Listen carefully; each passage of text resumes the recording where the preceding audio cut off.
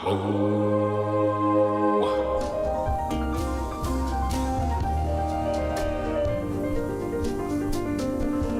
morning, everybody. Good morning. Yeah, karibuni sana. Welcome. I know we are mixed Kenyans and other countries here. Karibuni to this important event, Agribusiness Dealroom, which happens throughout the year. It's a all-round year event. Let me start by apologizing for starting late. We have had a few things that made us late, and they were important. We had to go through them. Others have gone through jams and all this. So you'll excuse us for that. Let me welcome everybody. Your Excellency, Governor Nyoro. I can't see him here, but I'm sure he'll be coming. He's around, yes. Karibu. Government officials, businesses, business fraternity, farmers, our beloved farmers, partners, businesses, partners. I can see Dr. Ikera here, Karibu. Dr. Asike, if I remember the name, Karibu. And ASNET members, our vice chair is here, Karibu.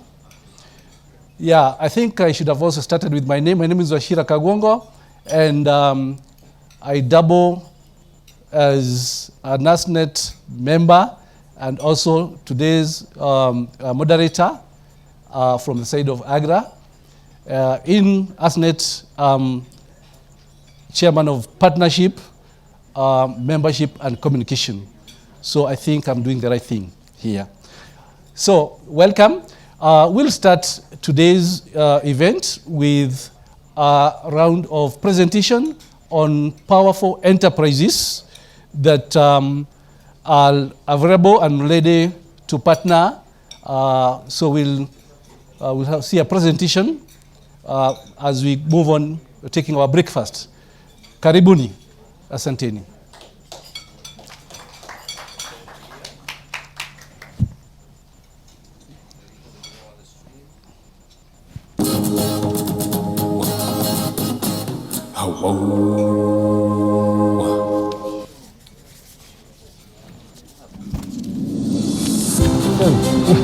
How are you?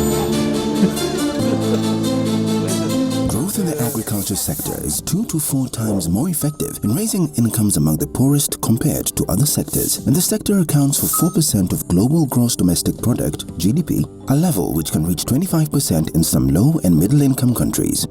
Despite this context, agribusiness across Africa faces a recurring challenge in accessing funding. The Agribusiness Dealroom, developed at the African Green Revolution Forum, is an initiative designed to address this important challenge. Welcome to the Agribusiness Dealroom.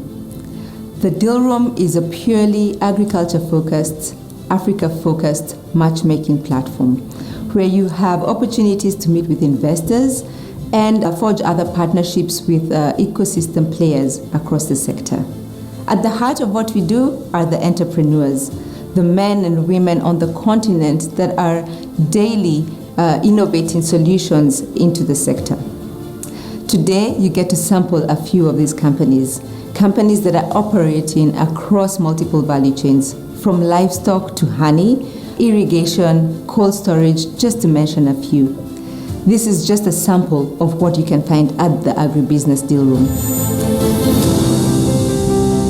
50% of dairy farmers keep local breeds of cattle, and these experience low milk production. Our primary business is to provide dairy asset financing and access to loans to rural smallholder dairy farmers. We enable farmers purchase better breeds of cows, which have higher returns in milk production and revenue. Mifugo is also set to release a smart cow collar in January 2022. This innovative prototype is currently undergoing field tests with promising results. This collar will enable farmers get data insights on the cow's health parameters and aid in detecting estrus events, thereby helping increase calving rates and, in return, milk production. We currently operate in Kenya with plans to expand to East Africa by 2023. The dairy market has an opportunity worth $3.2 billion with a serviceable obtainable market of $70 million. Our business model entails working with community-based organizations to offer their members dairy and microloans. We generate revenue primarily from interest revenue and service fee. Our loan portfolio has grown by a whopping 900% in the last 12 months alone, with a current customer base of 5,000. Revenue has grown by 100%, and we were profitable in our second year of operations. We are now seeking $1 million in debt to support the next 12 months of operations. 90% is earmarked as working capital and 10% for R&D work for our innovative Smart Cow Collar. We seek a 5 to 7 year loan term. By investing in Mifugo, you are part of a mission to alleviate poverty and help dairy farmers improve their income. Mifugo farmers realize 300% improved productivity and revenue. We hope to give a return of 6 to 8% on your investment. If interested, we have 3-year audited accounts, 5-year financial projection, and an investment memo, and would be glad to share it. Thank you very much.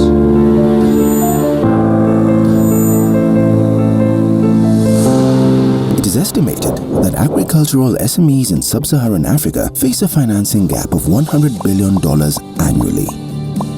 Africa agribusiness opportunity is projected to reach $1 trillion by 2030.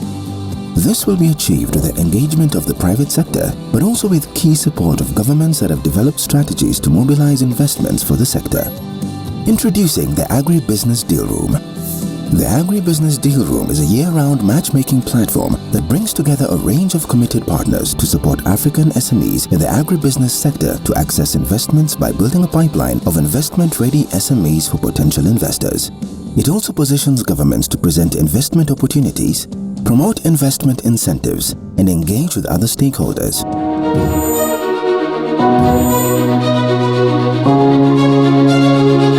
Did you know that 40% of the fish that lands in urban areas from the lakeside often loses 40% of its value due to poor handling, poor cold chain, and poor distribution network? At Keep It Cool, we are creating more efficient market channels for small-scale fisher folks, and to make sure that post-harvest losses are reduced during transition. We founded Keep It Cool in 2019 and operationalized it in 2020. We are based in Kenya, operating from Lake Victoria all the way to Nairobi. We are supporting over 2,000 fisher folks, and we have signed contracts with 4 fish landing sites in Kenya. The fish value chain is very fragmented. We have up to 7 middlemen in the fish value chain. What we're trying to do as Keep It Cool is to eliminate the middlemen and make the value chain more efficient. And in addition to that, we're providing cold chain as a service to these fisher folks who may not be able to afford the upfront cost that is required to install a cold chain in their premises. We have distributed over 300 coolers to restaurants, to butcheries, to be able to preserve these perishable commodities. In addition to that, we provide the convenience of delivery of the products to them, making a much faster transition from the lake to the plate.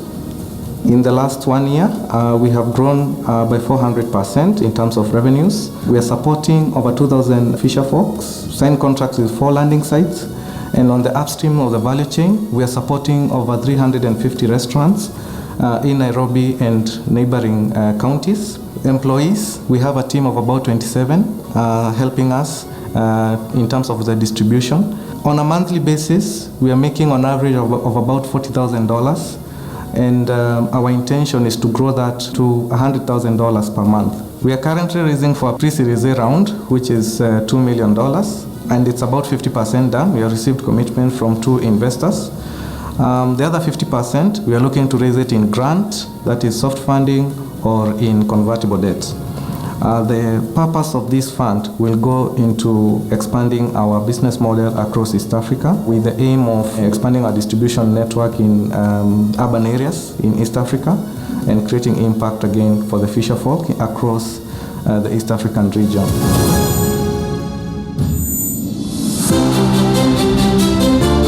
Prosoya Kenya Limited is a for-profit high social impact company. The company was started in the year 2009, opened its doors in June 2010. It was founded by my CEO, Mr. Kaburu Mugweka, who is the current chairman for Scaling Up Nutrition Kenya chapter. Our mission at Prosoya is to fight malnutrition, poverty, and unemployment. Our mission is to reach 70% of Africa by the year 2030. Currently, Prosoya is working with 6,000 farmers across the ESAL regions in Kenya, across 6 counties, to be able to achieve part of our mission. We have various partners we have worked with to achieve this mission. We have GAIN, who have assisted us in building up the plant for our wet formulation, our ready-to-eat, ready-to-drink porridge, going by the brand name Ujilala. GAIN assisted us with the building of the plant, with the formulation, and the market surveys and the business plan for the same. TwoScale is currently partnering with us to reach 10,000 farmers across the Rakanidi and Migori counties. We have Agrify, who have come on board to assist us with reaching 5,000 dairy farmers, 1,500 pig farmers across the ESA region to teach them smart agricultural practices. These will be in the pig and dairy farm value chains. We also have TechnoServe, who have partnered with us to lay out the plans for the plant, which we will be building warehouses across land that we currently own off Mombasa Road. We also have USAID, who came on board to assist us purchase soybean from farmers in Migori and also assisted us during the COVID period in provision of PPEs. Currently, we would be looking at an investment of $7 million to be able to move to the next step in our vision. $7 million will be put into use in the construction of the warehouses on 5.25 acres of the Mombasa-Nairobi highway. We'll also be using the money as part of the working capital and to scale up the production of the feed mills and human dry formulation.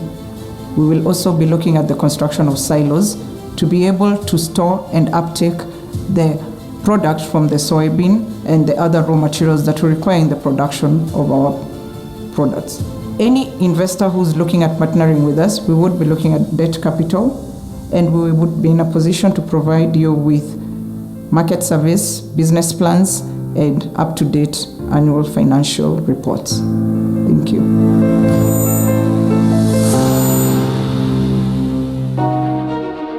Potato Council of Kenya was formed in 2010, and its main objective is to address various challenges and bottlenecks that are choking the development of the potato industry. We developed a digital platform called Viazi Soko platform, and this platform was first launched in 2016, and it was only able to offer a few services to the farmers, but major upgrades of the platform was conducted in 2020, and it starts its operations on 1st January 2021. The platform is able to address a number of challenges. One of them is provide an efficient way of accessing quality farm inputs such as seed, fertilizer, and agrochemicals. Then also access to services such as soil testing services, mechanization, and the spray services. The platform has offered a number of opportunities in the industry, which now we are encouraging young farmers and youths to take advantage of those business opportunities. The platform is in 3 forms. The first one is USSD shortcode service. Then the second one is a web-based portal where farmers can access through browser.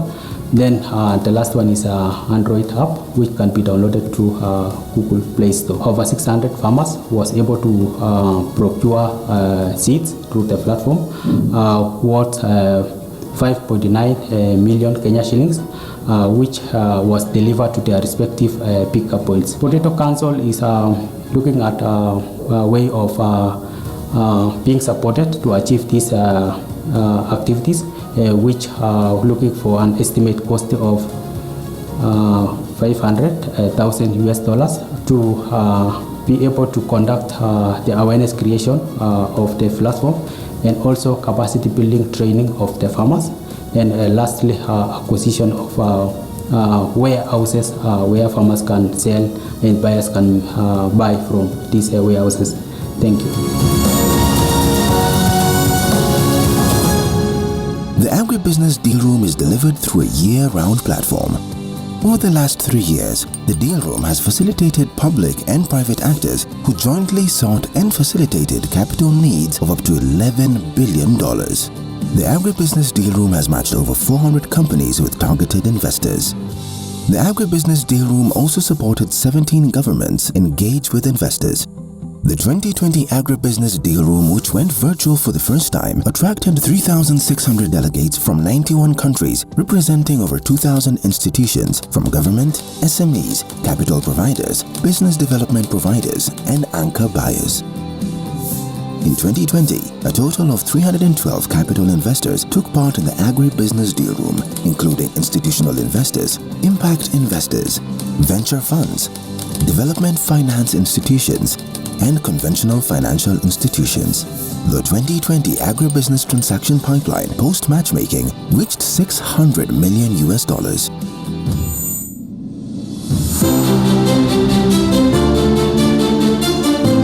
As the Source Plus organization, we envision a world whereby, despite of gender affiliation, political affiliation, or race affiliation, everyone holds the power to ignite themselves and those around them. As for this reason, at the Source Plus, we have several products. Our first product is Apitrace. With the main objective of doing traceability within the honey value chain, we seek to address various challenges within the honey value chain. One is lack of credible data within the honey value chain, traceability within the value chain, and also lack of robust policies among African countries within the honey value chain. Through our traceability system, we're able to provide concrete data and reliable data to governments and also honey value chain players so that they can enable themselves to make informed decisions. Apitrace system was developed amidst pandemic. That was back in the year 2020 in the month of November. And with a period of 8 months, we've been able to generate a revenue of 3 million Kenya shillings. We've registered 5,626 farmers in our pilot phase. We have also been able to register 2,000 hives in our system, of which 6,000 are fully occupied. With our average production between 10 kgs to 15 kgs per hive, we expect to charge 92 shillings per kg of honey that passes through Apitrace system. Our second product is clean energy for food security, where we aim to provide off-grid energy services and also off-grid cold storage services to rural off-grid communities. Our customer value proposition is at $300. Our product is much more cost-effective compared to other products in the market, and thereby enabling our customers save 50% in terms of costs in comparison with other energy sources and around 80% in comparison for other fuel services they use. How our product works, it uses cheap, clean energy air that is used to drive air into the compressors. Air is stored at 250 bars in the compressors. At the same time, there's clean energy which is released to be used for household communities, and also a byproduct of cool air which is tapped to create the refrigeration component of it. This makes our product more efficient in terms of usage. We've piloted our product in Mao Region in Kenya, and during this piloting we've engaged with 1,200 rural off-grid communities. And one of the key drivers to our technology is there's a need for modern energy services among these households, and also need for cold storage components to store their products and prevent post-harvest losses. We are looking for a blended financing of grants and debt of $1.6 million. The financing will be used in research and development, administration cost, and infrastructure. In addition, this finance will be used in marketing, in particular, in development of our distribution network.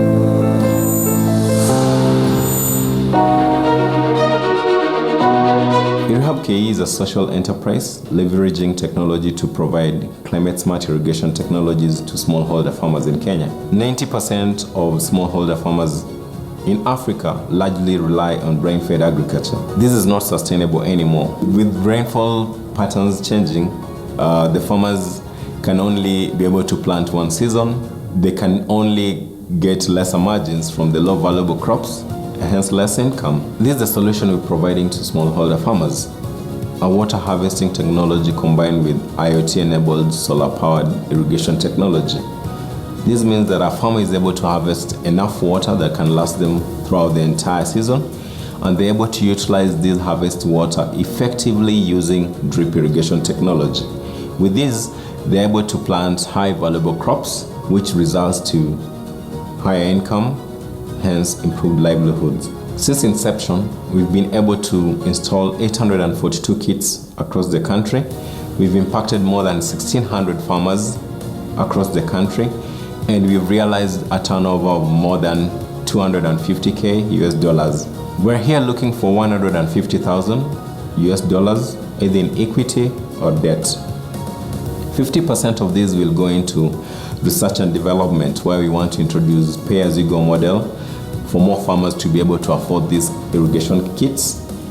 30% of it will go into marketing of our business, where we want to expand our territory from Kenya into East Africa, and 20% will be operation costs.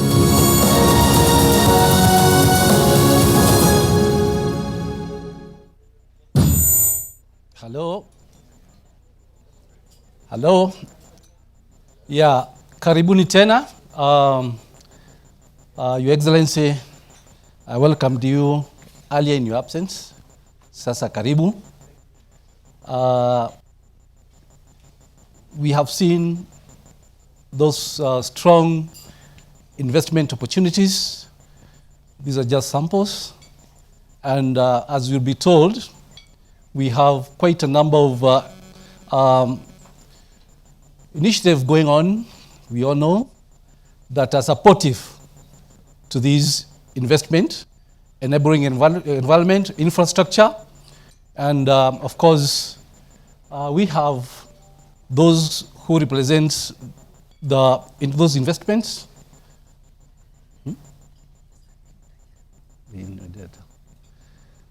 Those who represent those investments are around. For example, whatever was presented for potatoes, I'm here. I can give you more details. So, and others. So, karibuni sana. This is the right time. At this juncture, I would like to invite our able PS, Dr. Henry Kimtai. Dr. Henry Kimtai, yeah? Harry Kimtai, PS. Yeah, we've been working with him a lot. He has been very supportive. Karibu sana. Let's give him a round of clap.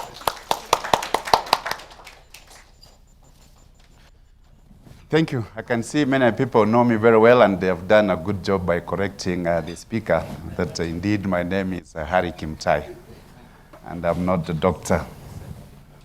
Huh? No, I don't have. I think I'll be here. Thank you so much, our able MC. Indeed, I do know you very well, and you're playing a key role in the potato value chain. Actually, if you want to know all issues potatoes in Kenya, speak to him. Excellency, Governor Nyoro, the Governor of Kiambu County, the Managing Director, Kenya Investment Authority, Dr. Moses Ikiara, the Managing Director of the Special Economic Zones, Dr. Meshak Kimeu, the Managing Director, Tana and Athi River Basin, MD, all the CEOs present here, representatives of both the national and the county government present here, our esteemed investors, development partners, representatives from the private sector whom I've seen well represented here today, other partners and stakeholders in the agriculture sector, distinguished online participants, ladies and gentlemen, good morning. It gives me great honor to be opening this Kenya's AGRF Agribusiness Dealroom session, and I take this opportunity to welcome you to the part of this great moment. As you are all aware, the theme of this year's summit is Pathways to Recovery and Resilient Food Systems. For Kenya, we recognize the critical role played by the private sector, investments in the agricultural sector, that they will play a key role in recovery and building resilience in food systems. We already have a strong foundation and commitments to transforming food systems with a broad vision of achieving 100% food and nutritional security through our agricultural sector transformation and growth strategy, ASTGS, and the food and nutritional security pillar of the presidential Big Four agenda.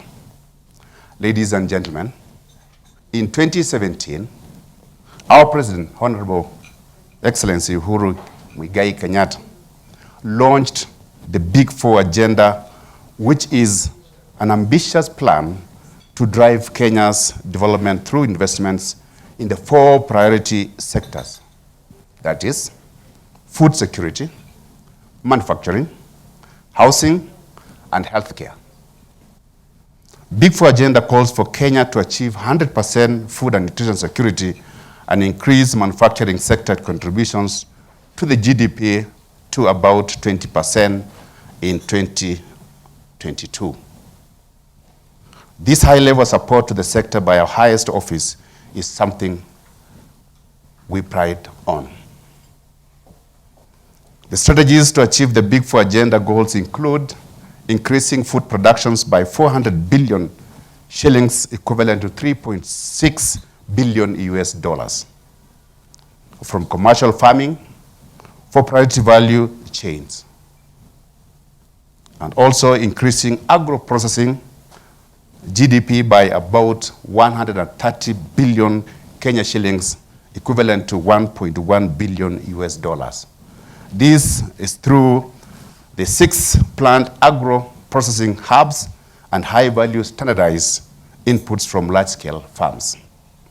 In 2019, the Ministry of Agriculture, Livestock, Fisheries, and Cooperatives, in collaboration with the stakeholders in the sector, launched the Agricultural Sector Transformation and Growth Strategy, which outlines initiatives that will help Kenya achieve its food security and manufacturing goals. These include 3 flagship, which aim to set up 6 agro-processing hubs across Kenya to promote value addition, and the 4th flagship, which aims to unlock 50 large-scale private farms to bridge the production deficit of priority value chains. Ladies and gentlemen, with these policies anchors, today we will showcase investment opportunities in Kenya agricultural sector that we believe will propel Kenya to reach the desired food and nutritional goals, and will increase the contribution of the agricultural sector GDP. We have identified 2 investment opportunities which entail: 1, a high potential agro-industrial investment of over 50 million US dollars in Naivasha, which will produce more than 320,000 tons of processed crops, livestock, poultry, fisheries, and fisheries annually. That fits into an unmet need in Kenya, with a growing urban population of more than 15 million potential consumers in Kenya, and potential that has a potential to reach. It has also a potential to reach more consumers in East and Central Africa. 2, and I've seen the Managing Director of Tana and Athi River Basin here. He will confirm. For those who are interested, please speak to him.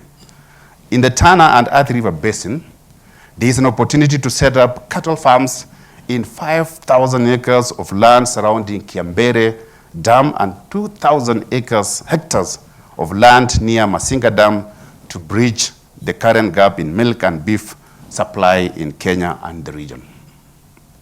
You will also get to hear what opportunities exist within the county government.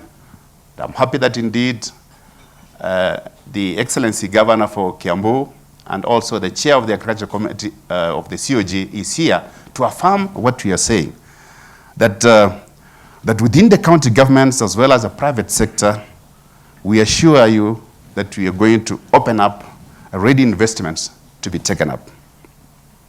I want to confirm to our esteemed investors that Kenya has a strong investor-friendly economy. The lead person for that, and he can confirm that, we have Dr. Moses Ikiara, who can confirm that indeed we do have a friendly economy. Ladies and gentlemen, I've just scratched the surface of what is in store for us today, and I know that you have come with the big deals. I saw one with a good bag. I so believe the deal is going to be on as I finish my speech. Allow me, therefore, to end and give room to the presenters to give the details of our investment opportunities. With those few remarks, I will conclude by thanking all of you for joining us today and welcoming you to Kenya. For those who are visiting for the first time, feel welcome, feel the environment. We do understand the challenges of COVID, but I want to assure our investors that indeed we are observing all COVID protocols. Welcome to Kenya, and please welcome to invest in Kenya. Thank you, and God bless you.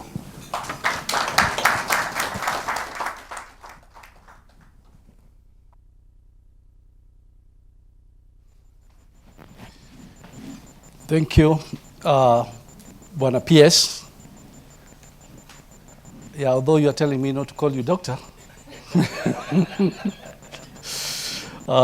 your support in the agriculture industry is well, it explains itself, and it's enough to make the thesis. I think PhD, you do a thesis, and then you are given the powers that be. So, thank you. Karibu sana. Tafadhali tumpatie makofi. In English, that means giving him a round of applause. Yes. I want foreigners also to learn Kiswahili kidogo.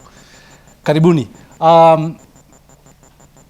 At this point, we have heard about quite a number of investment opportunities, public, private, and more details, as our PS has said, will be presented here. And you've also heard that we are also online. Some of our presenters are online. And at this point, I would want to invite the coordinator of agricultural transformation office, Madam Ture. Karibu Ture. I can't see you, but I'm sure you are seeing us. She's here. Oh yeah, Karibu. Welcome. Asante. Thank you so much, Washira, for that introduction, and thank you, PS, for your opening remarks. We appreciate your support of us in terms of implementation of flagships 3 and 4. Welcome, everyone, and kindly present my presentation. I will be taking you through the details as PS has explained, and unfortunately, I am not able to attend to you physically today, this week. But the Tata CEO and acting CEO of CESA are there for the plenary session to then respond to any further questions. Presentation, please.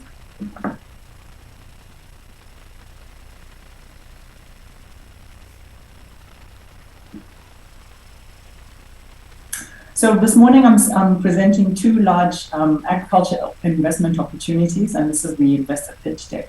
Next slide, please. The key messages for this morning is that Kenya is one of the fastest growing economies in sub-Saharan Africa. Last year, even with COVID, we experienced a 6% GDP growth. Well, last year with COVID, it was 3%, but previously, pre-COVID, it was 6%. And fortunately, even the agriculture sector grew through COVID. And the investment in agriculture is a top priority, as it makes up over 30% of our GDP share in the economy. As mentioned by the PS, the two investments are the Agro-Processing Hub in Naivasha, as well as livestock farms in Tana and Athi Rivers Basin.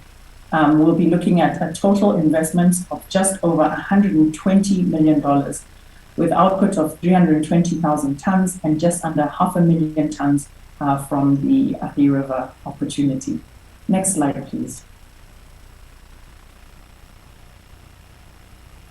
So looking at the Agro-Processing Hub in Naivasha, this is just a title slide. Next slide. Kenya's demand for processed food products is growing faster than the growth of the population. So Kenya's demand outstrips that of East African community and has grown at 11% per annum. And this is across all food value chains. So fruits and vegetables, cereals and pulses, nuts, assorted food preps, livestock, as well as fisheries. Next slide.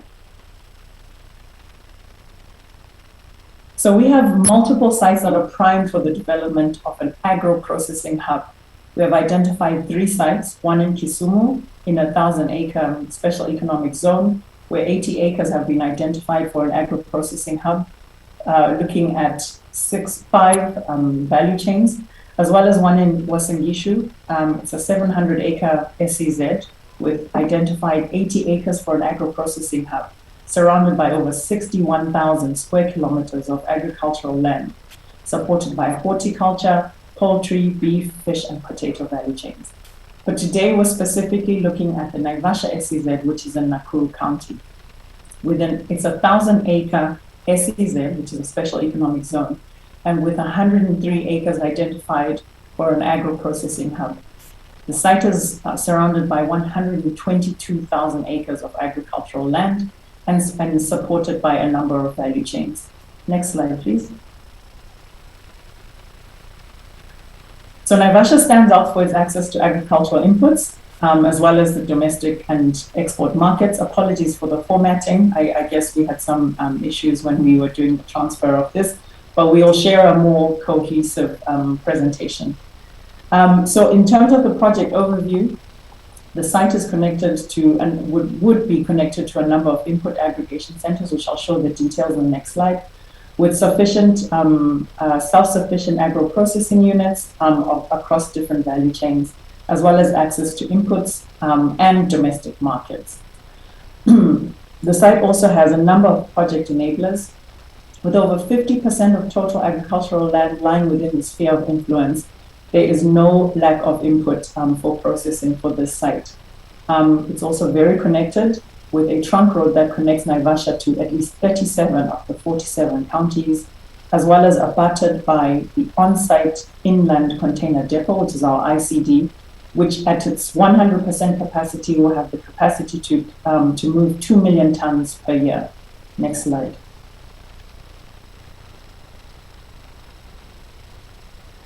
The Naivasha Agro-Processing Zone is strategically located to ensure access to inputs. My apologies for this view. The intention is that the site will be surrounded by 7 aggregation centers, as well as 2 agriculture transformation centers, which will allow local farmers access to inputs, but as well as advisory service to increase their productivity. As mentioned, it's right next to the ICD, which is a 100-acre inland container depot, which will have an annual capacity of 2 million TEUs processed through the ICD. And it connects to Nairobi, just 96 kilometers away. The APH site by road and rail, rail being the SGR, which then allows for interconnection to international and domestic markets. As you can see, it has access to Mombasa, Kisumu airports, as well as Jomo Kenyatta Airport, which is just 109 kilometers away. This map, if you can see it, shows the highlighted portion with the red site being the APH and the two areas of confluence or spheres of influence around. Next slide, please.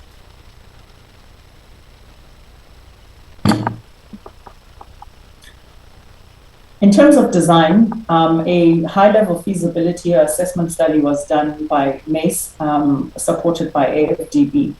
And the agro-processing hub could consist of 5 agro-processing units sharing common infrastructure. So the image on the left shows a high-level master plan where the site is abutted by the SGR, as you can see in terms of the railway line, and demarcated across the zones that would process fruits and vegetables, roots and tubers, cereals and pulses, nuts, honey and dairy, fisheries, livestock, as well as coffee and tea. Common infrastructure within the SEZ is the water storage and treatment. So this won't be a responsibility for the developer operator or the investors, as well as access to electricity at 5 cents per kilowatt hour. There's a sewage treatment plant currently being implemented, as well as common administrative facilities. Next slide, please. In terms of estimated initial investment for development of the common and specialized infrastructure, the agro-processing hub is estimated at about $55 million. But these are initial projections, and they're subject to change under a more detailed feasibility study. But in terms of high-level activities, we're looking at 3 main activities.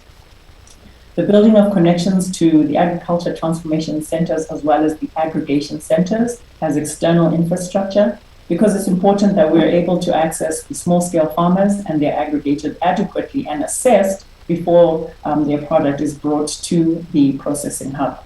This is just under $500,000 in terms of cost. The development, operation, and management of the APH and its infrastructure. This is where most of the investment will be, as well as occupation of the APH. Building the infrastructure, which includes the boundary wall and fencing, internal roads, and smaller administrative building blocks internally, as well as specialized agro-processing infrastructure, which include, like I showed in the high-level master plan, the cold storage facilities, the processing factories, as well as electronic auction facilities, especially if we're going to include coffee and tea operations on site. The potential revenue streams are rent from the developed plots and the built-up areas, facility management fees, as well as operations of specialized services, and of course, interest on deposits where available. Next slide, please.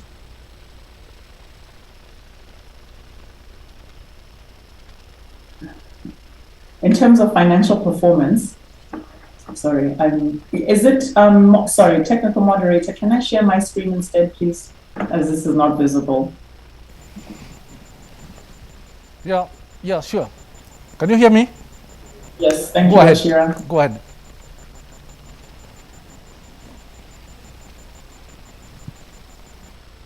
Okay, can you see my screen?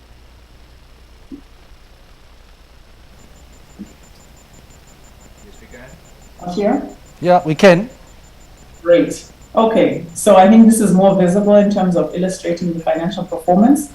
We've looked at a number of key financial metrics. As mentioned, it's a $55 million investment with an annual output capacity of, at 100% occupation, 320,000 tons. The expected gross revenue cumulative at end of year 10 is 17 billion shillings or $155 million.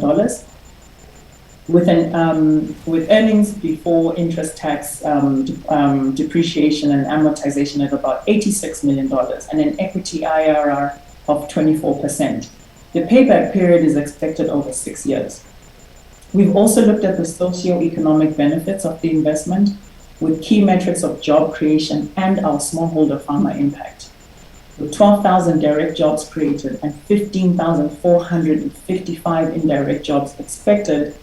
This project will create 27,455 jobs.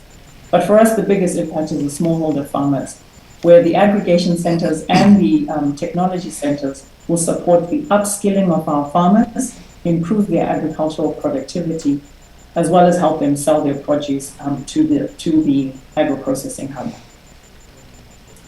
So now on to our second opportunity, being the 2 cattle farms in Tana and Athi Rivers Basin. The demand for meat and dairy products in Kenya has grown faster than local production. You'll see from these 2 graphs, the demand for meat and dairy products is projected to rise quickly, with an average of milk growing at 5.6% over the last 5 years, and meat consumption over 6.9% over the last 5 in the same time period. But local production has not met that demand. Milk production has only grown at 3% in that same time period, and in fact, meat production has declined by 1.3% by the time it reached 2019. So the growth in demand is driven mostly by the expanding middle class with a higher disposable income. So there are 3 large-scale agricultural activities that could improve productivity in beef and dairy value chains in this basin. One is irrigation for fodder production, with 3 sub-activities for fodder production, where maize and lucerne hay can be grown under on irrigated land and used to produce silage and hay that feeds the livestock on industrial farms and is sold to local farmers. Secondly, the opportunity to set up watering points for cattle, because livestock in the community do require continual access to water and will be strategically placed watering points. Finally, grassland regeneration. It's important that we also look at our rangeland restoration in terms of climate change and the impact of our livestock grazing. So if grasslands can be regenerated through proper irrigation and treatment, and we would offer more space for animal grazing for the communities as well as livestock on those farms. The second opportunity is livestock farming, with 2 sub-activities being breeding farms, where we can produce more productive heifers that local farmers can buy and raise, as well as the setup of feedlots for intensive feeding that will be used to fatten cattle until they reach the best possible slaughtering weight. And then finally, meat and dairy processing as value addition services, where an abattoir can be set up for slaughtering and processing of animal products, and then a dairy processing plant that will process milk collected from the farm livestock as well as local farmers. Tata has identified 4 sites, as mentioned by the PS, for integrated farming opportunities, and these are Kiambere, which has 5,000 hectares, not acres, available, and Masinga, which has 2,000. So let me just go through the details of those. This just gives you a high level of the 4 sites that have been identified. Basin and Emali are also highlighted here, with at least IRRs of just over 30%. So Kiambere has the highest IRR of 35%, and Masinga has the lowest initial investment required and the best access to Nairobi. So in terms of detail, Kiambere site offers 5,000 hectares as mentioned, which is 43% of target priority sites for cattle grazing, breeding, and meat and dairy processing. It's in Embu County and requires an initial investment of $50 million. We have projected the annual revenue at $41 million based on irrigation requirements, the setup of watering points, the grazing and grassland regeneration, as well as the feedlotting and breeding farm, as well as a feed mill of 5 to 10 tons with a capacity of 5 to 10 tons per day. This site has not been identified or in terms of the high-level feasibility report as the best site for the milk and dairy processing, and that's why we've also added Masinga, but is the most appropriate site for the abattoir of processing 100 cattle per day and 500 goats per sheep per day. The annual the equity IRR, is about 35% with a payback period of less than 6 years.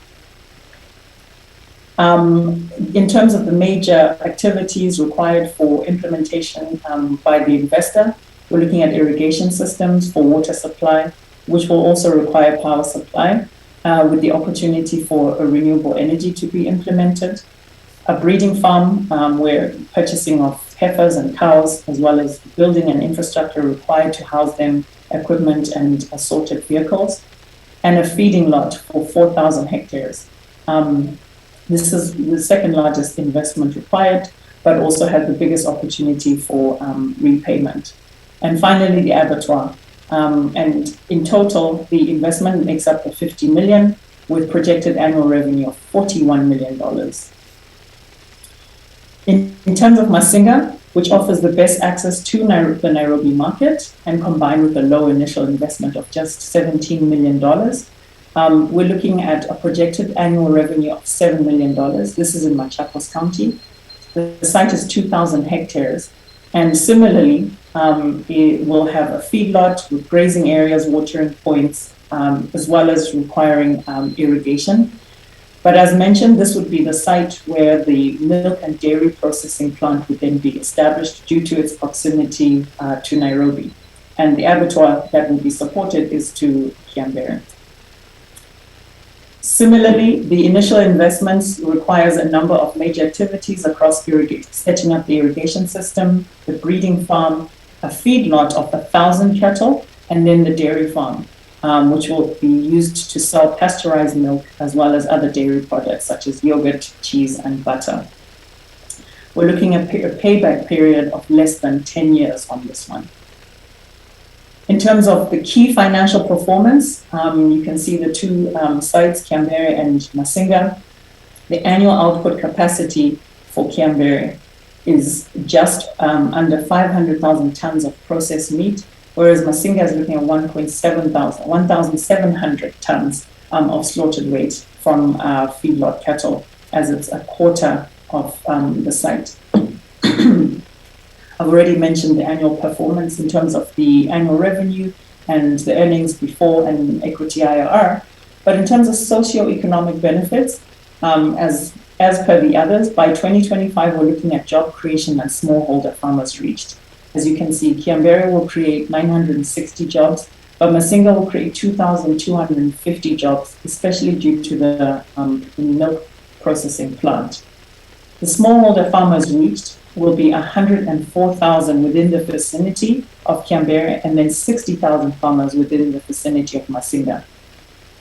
The project results in farmers having increased access to the following: more productive heifers, so for better income outcomes, cheaper fodder for feeding their cattle for fattening, and then as well as a market to sell both their cattle and milk.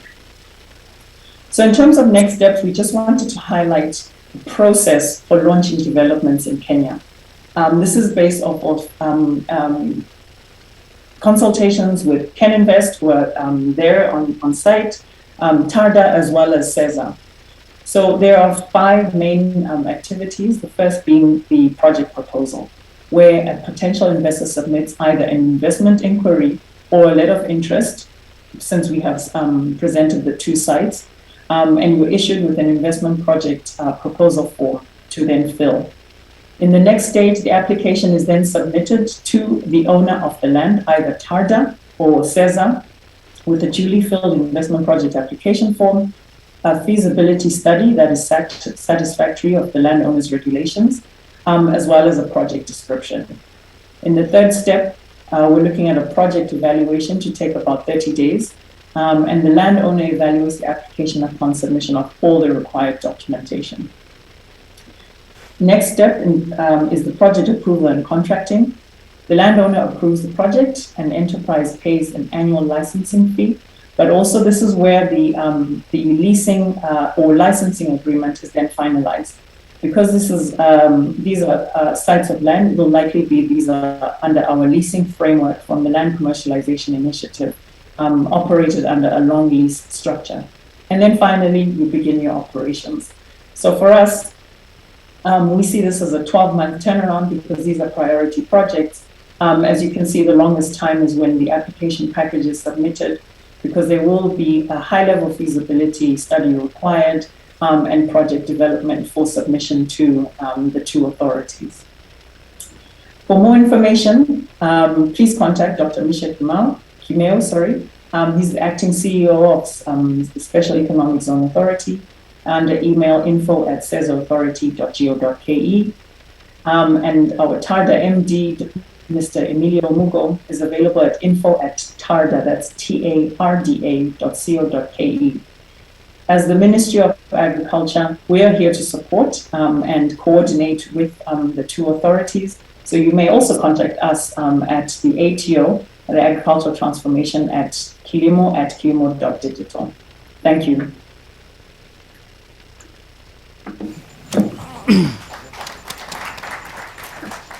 Thank you, Washira. Thank you, Tule. Asante sana, that was good. A good and quite comprehensive presentation about the investment. You can see the country is ready for you as an investor. And we are continuing to get more information about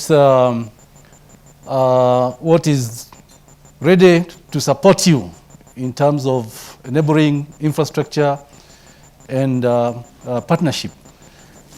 That's very good. Now, I would like to invite His Excellency,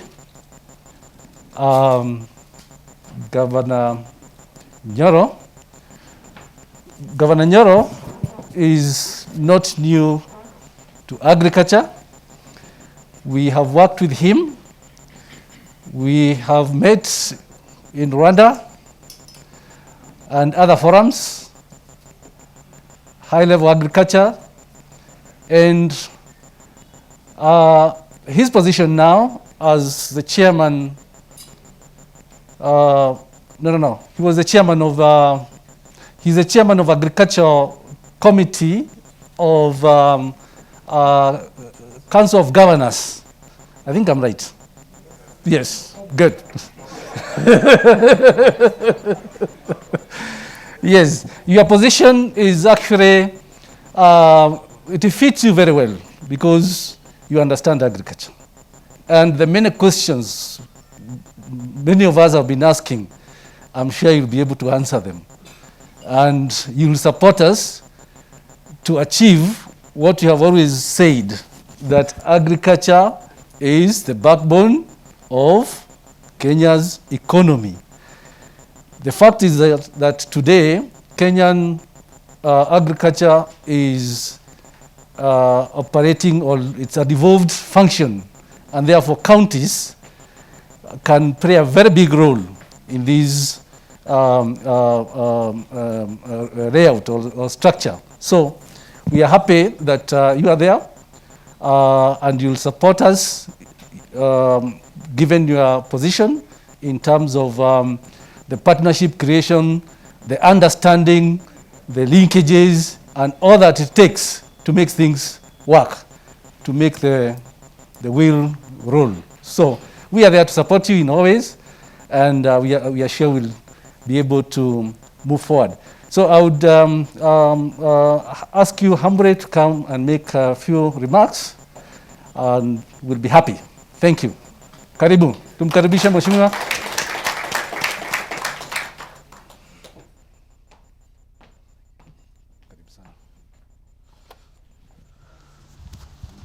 Thank you very much for that introduction. My name is James Nyoro. I'm Governor of Kiambu County. Kiambu County is just about 10 minutes from here, from the city center. So you produce an egg, and before it cools down, it can be eaten in the city center. That's the description of the county. I'm also the chair of the Agriculture Committee at the Council of Governors. For those who are new to Kenya, in fact, the presentation done by Tule, which is excellent, just did not get to the point that you cannot get to those areas unless you go through the counties, because agriculture is being largely devolved at our 2010 constitution. And therefore, the national government, yes, will facilitate, but is left by the constitution at the policy level. The actual investment takes place at the county. So we have 47 counties each one of them with a particular comparative advantage. And I do appreciate to be in the deal room to talk about some of the opportunities that we have. I may not have worked the internal rates of return the way Tule have done, but I'll be talking about specific issues. Before you get to the hub, there are areas that are, low-hanging fruits, and there are investment opportunities that we can think about. I think the question on the production side is very clear. Whereas we still remain small-scale driven as an economy, and largely our population is involved in agriculture, most of it, unlike other African countries, semi-commercial, if not commercial. You'll be shocked to see very, very highly commercialized agriculture in Kiambu. But there are quite a number of opportunities to enhance production, to invest in production, because the gap between the consumption and the production is very huge.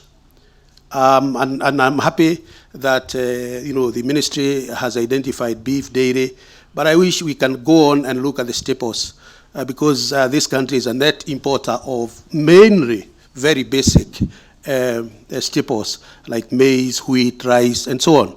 And we have the potential. We have the potential to double the investment in rice production in Mwea. So in terms of production, there's quite a lot of potential. And I think the national government did not mention the Garana Kuraru. And the idea was the easiest way of bridging the gap between the consumption and production was to engage large scale as you support the small scale emerge and become more commercial. So let's think about the potential that there is in Mwea, in Pekera, to double the production through investment, but also introducing new innovations such as the contract farming and that kind of supportive farming that is happening elsewhere. But the biggest opportunity at the counties lies at the processing, and I think you've heard. Counties, when they started about 9 years ago, they started to identify areas of potential. And unfortunately, the investment already done is public resources. It's public money. If you go to Makueni, a county which is 2 hours from the city center going towards Mombasa, you find that the governor decided to invest in a fruit processing plant. Now, that is largely driven by public funds. Now, we know public investment, how it is like. And what we are looking at, and so we can look at largely fruits and vegetables across the 47 counties. In Kiambu, we do have potential for agro-processing for mangoes, for instance. We have huge production of mangoes. Some private investors have come in, but there's potential for mangoes. There's potential for pineapples. We've done a feasibility study on pineapple, small-scale pineapple production. We are not competing with Del Monte. Del Monte has its own space, but we see an opportunity in that. In banana processing, huge potential. If you go to Muranga, you see the production and you see how much is being lost. You talk about, the post-harvest losses. So there is potential for investing in fruits and vegetables at the county level before we get to the hubs and, and all of what we have talked about. In dairy, that is where we have the biggest potential. We, as Kiambu County, are the largest dairy producing county in the whole country. We have some investments done by cooperatives. One of the shining examples is Githogori Dairy, with an annual turnover of 8 billion shillings per year, distributed across 22,000 farmers. So you can work out and say what is the average income, give and take. But there is huge potential for investment in dairy processing. And because this country has largely been dependent on raw milk consumption, and that is shifting through regulation, but also through the market, there are a number of counties that are opening opportunities for investment in dairy. And Kiambu County is one of that. Although we have, yes, one successful Githogori dairy, we do have another 23 dairies that are looking for opportunities to process. And we are close to Nairobi, as I said. There are other counties like Muranga which have invested in dairy processing, but in a small scale. And we are talking about then what happens in surplus production. Are we talking about UHT milk, and so on? So dairy processing is another great opportunity that the counties will be able to offer, so that we can have partnerships across the board. How about animal feeds? That is where the potential is. And it is both forward and backward linkages. Forward linkages in terms of processing of high quality animal feeds. We have quite a number of processors of animal feeds. Unfortunately, the quality aspect is not there. So that you have a very high yielding cow, but it's only potential, because you only exploit the potential by feeding it on high quality dairy feed. So we have an opportunity in Kiambu. We have land, and we are looking forward. If we are the largest dairy producer in the country, then we can only be the next animal feed producer in the country also. So there is opportunity also across the different counties for animal feed production. And that is what I said forward.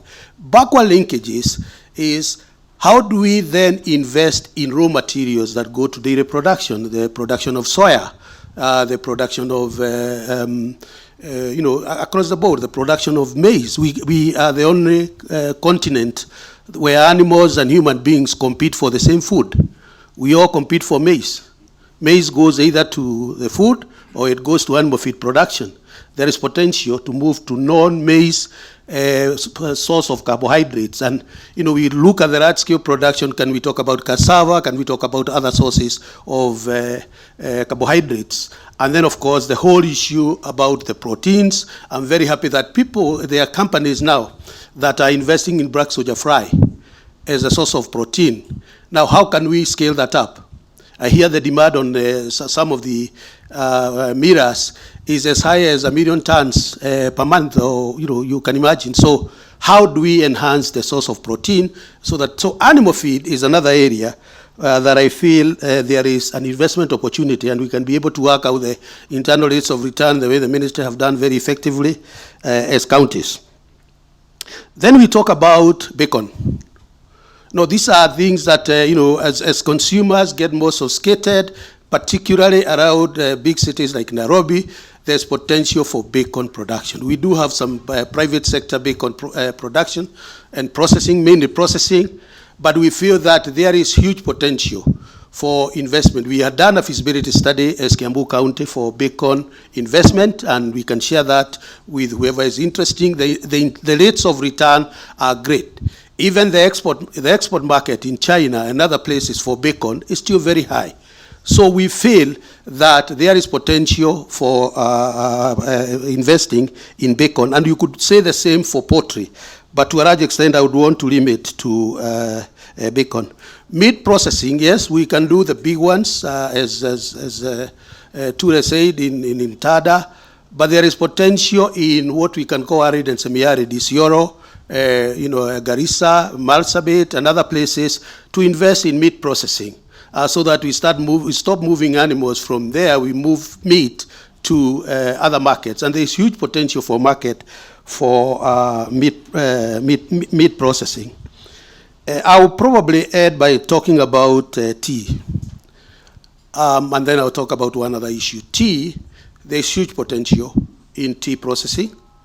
What we are seeing is a lot of our tea goes out as raw tea. I think the potential for processing tea, like I said, if you get bored in this conference, just come to Kiambu. In 10 minutes, you'll be able to see both Mount Kenya and Mount Kilimanjaro at one point, surrounded by thousands and thousands of acres of tea. Whole of that tea in Nemuru, Karirana, and so on around us is exported as raw. We have started small-scale processing, thanks to some of those, but there is potential to think about processing. We are also introducing the non-traditional teas, the purple teas, and all of that.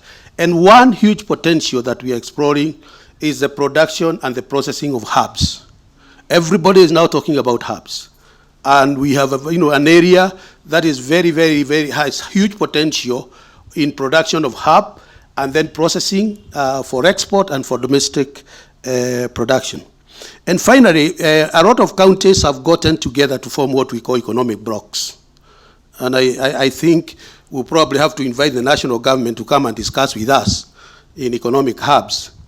Economic hubs, like we have the Central Kenya Central Block Economic Hub. And what we have been starting to think about is agri-cities. We have proposals for an agri-city in Kiambu. I have heard about Naivasha, I've heard about whatever else, but we have a proposal for an agri-city. What is an agri-city? This is a place where we can bring in all these processing units in a central place. So we have animal feeds, we have dairy, we have all of that being produced. I think it's a concept that has developed, and we've been, developing this. We'll be presenting to you individually if you're interested on the details. And then backward, we have had some inquiries on how, like, tractor assembly and all of those, enablers can start to take place within the same environment. And then we have a pack house that will start to move whatever is processed to Nairobi, to Thika, to Naivasha, and other places, because the demand is here. And the more you can minimize the transport costs, the more then the consumer will be able to get the product at affordable price. I want to stop at that point. I'll be ready for further discussions, but that is only the appetizer. We have the details. Thank you.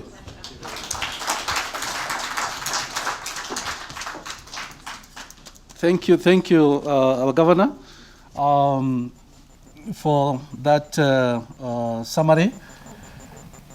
And few words, keywords: devolution, competition, private investment. I think those are very important from that discussion. I would request that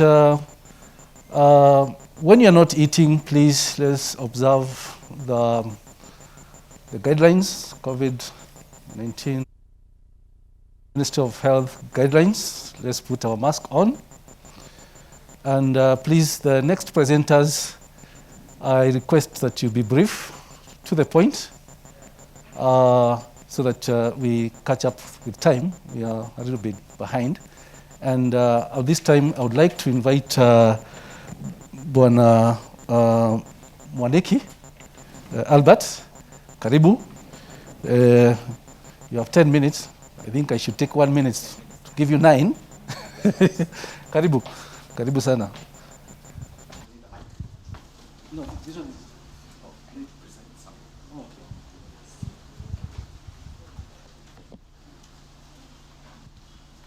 Thank you.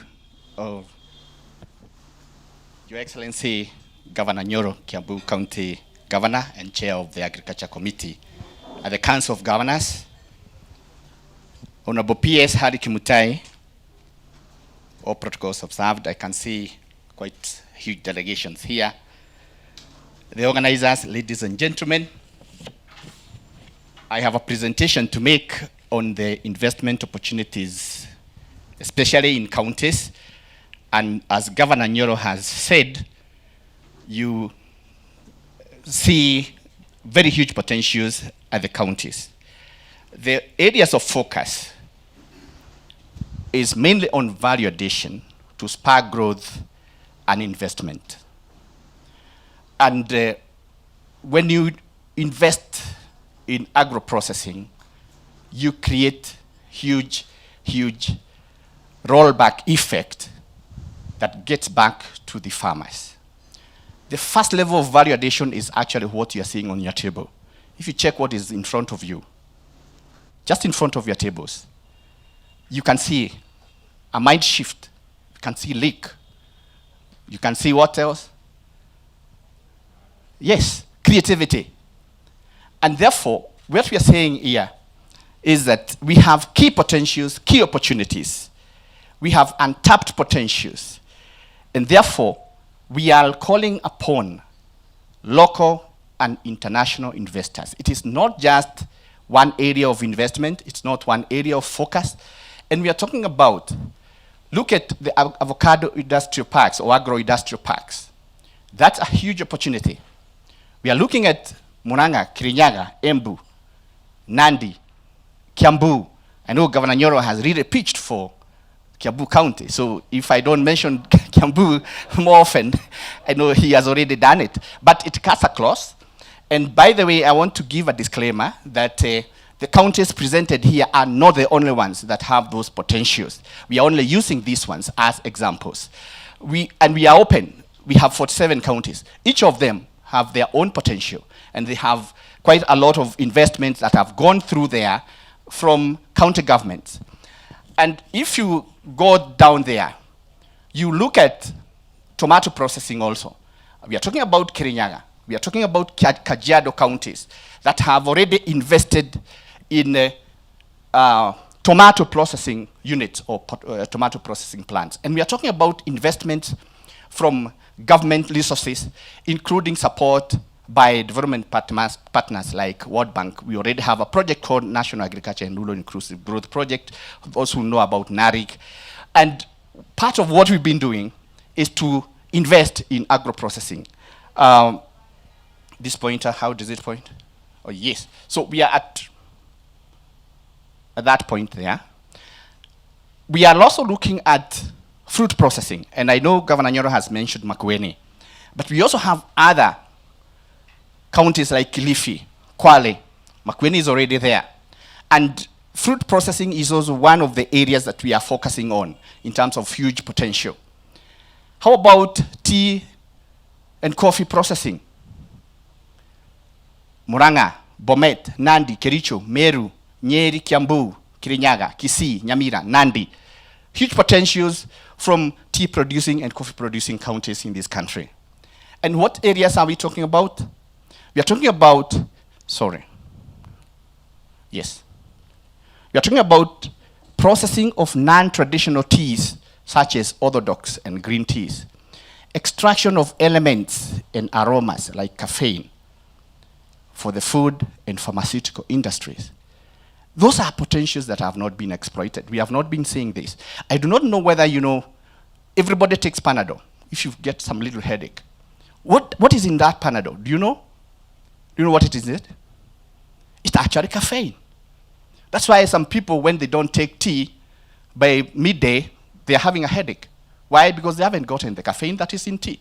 You extract caffeine. It was a simple process when we were in secondary school, caffeine extraction. You remember the gauze, isn't it? And filter paper. Then you extract caffeine. And then you have an ingredient that you can trade within the pharmaceutical industry.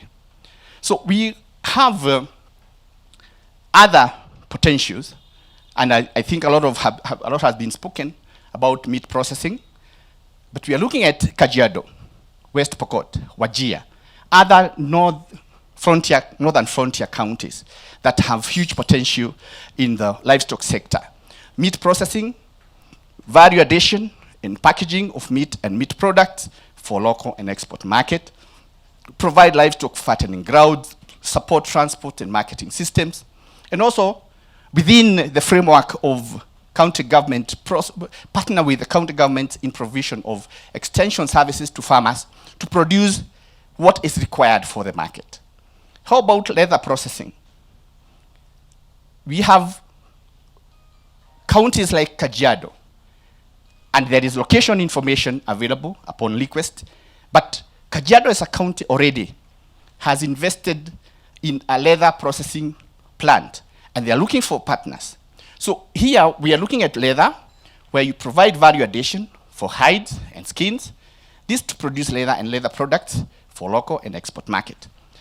By the way, one hide cost how much to a farmer? I asked the other day, it's about $2. How many pieces of shoe can that one hide produce? And belts. The one that are premium, that you say they are coming from Turkey or Italy, one goes for 6,000 shillings. But you find that there is a lot of capital flight where the leather comes from the producer, goes to a foreign country, it is converted into a final product, then comes back 100 times value added in terms of the cost that you get from that product. So we are looking at the leather industry, investment in full value addition and production of final products from that. So we are looking at provide also aggregation opportunities across the counties, provide backward linkages, of course, in terms of the inputs, and support transport and marketing systems, and also manufacturing of final products. In terms of fertilizer manufacturing, opportunities exist a lot, I think, in Kiambu, and it's already listed here, Nairobi, Mombasa, and here we're looking at mainly at the city counties, and Murang'a County also. Why are we talking about fertilizer manufacturing? We are looking at fertilizer manufacturing both for the synthetic and organic. This world is moving to the organic area of concentration, and we're looking at production of balanced or blended fertilizers with focus mainly on manufacture of fertilizers from organic wastes. This country produces a lot of organic wastes, most of which are never converted into useful products. And we're seeing huge potentials in the manufacturing of fertilizers from organic wastes. And I think what we are looking for generally, if I go back to the first point, we are looking at provision of value addition and packaging of produce and products for local and export market, provide provision of aggregation opportunities, provision of backward linkages, especially inputs, support of transport and marketing systems, provide provision of extension services generally. I don't know whether there's any other slide, but I think what we are saying, we didn't want really to keep you so much, and I think a lot of creation of or a lot of statements have been put through by our governor, and I think we are saying this is the time we get down to the counties, help in creation of investment opportunities, help spur growth, and help improve the farmer presence. And therefore, the incentives that are at the county level are high community engagement, RAD available for lease or sale. This is actually one of the areas that is a major focus, and most of the investors will say, why will I get land to put up a processing plant? There is a presence of skilled and semi-skilled workforce in the counties, and support with acquiring of the requisite licenses, and we have quite a number of even institutions here that will be able to support that, so that we are able to spur that economic growth that we are talking about. Thank you very much. I wish you a very good day, and I think we welcome all of you to come and invest in the counties. Thank you. God bless you. My name is Albert Mwaneki. I'm the chair of CEC's Agriculture Caucus, that is the county ministers, and thank you very much. Whatever I've presented cuts across. It's not just for Murang'a County. Asanteni.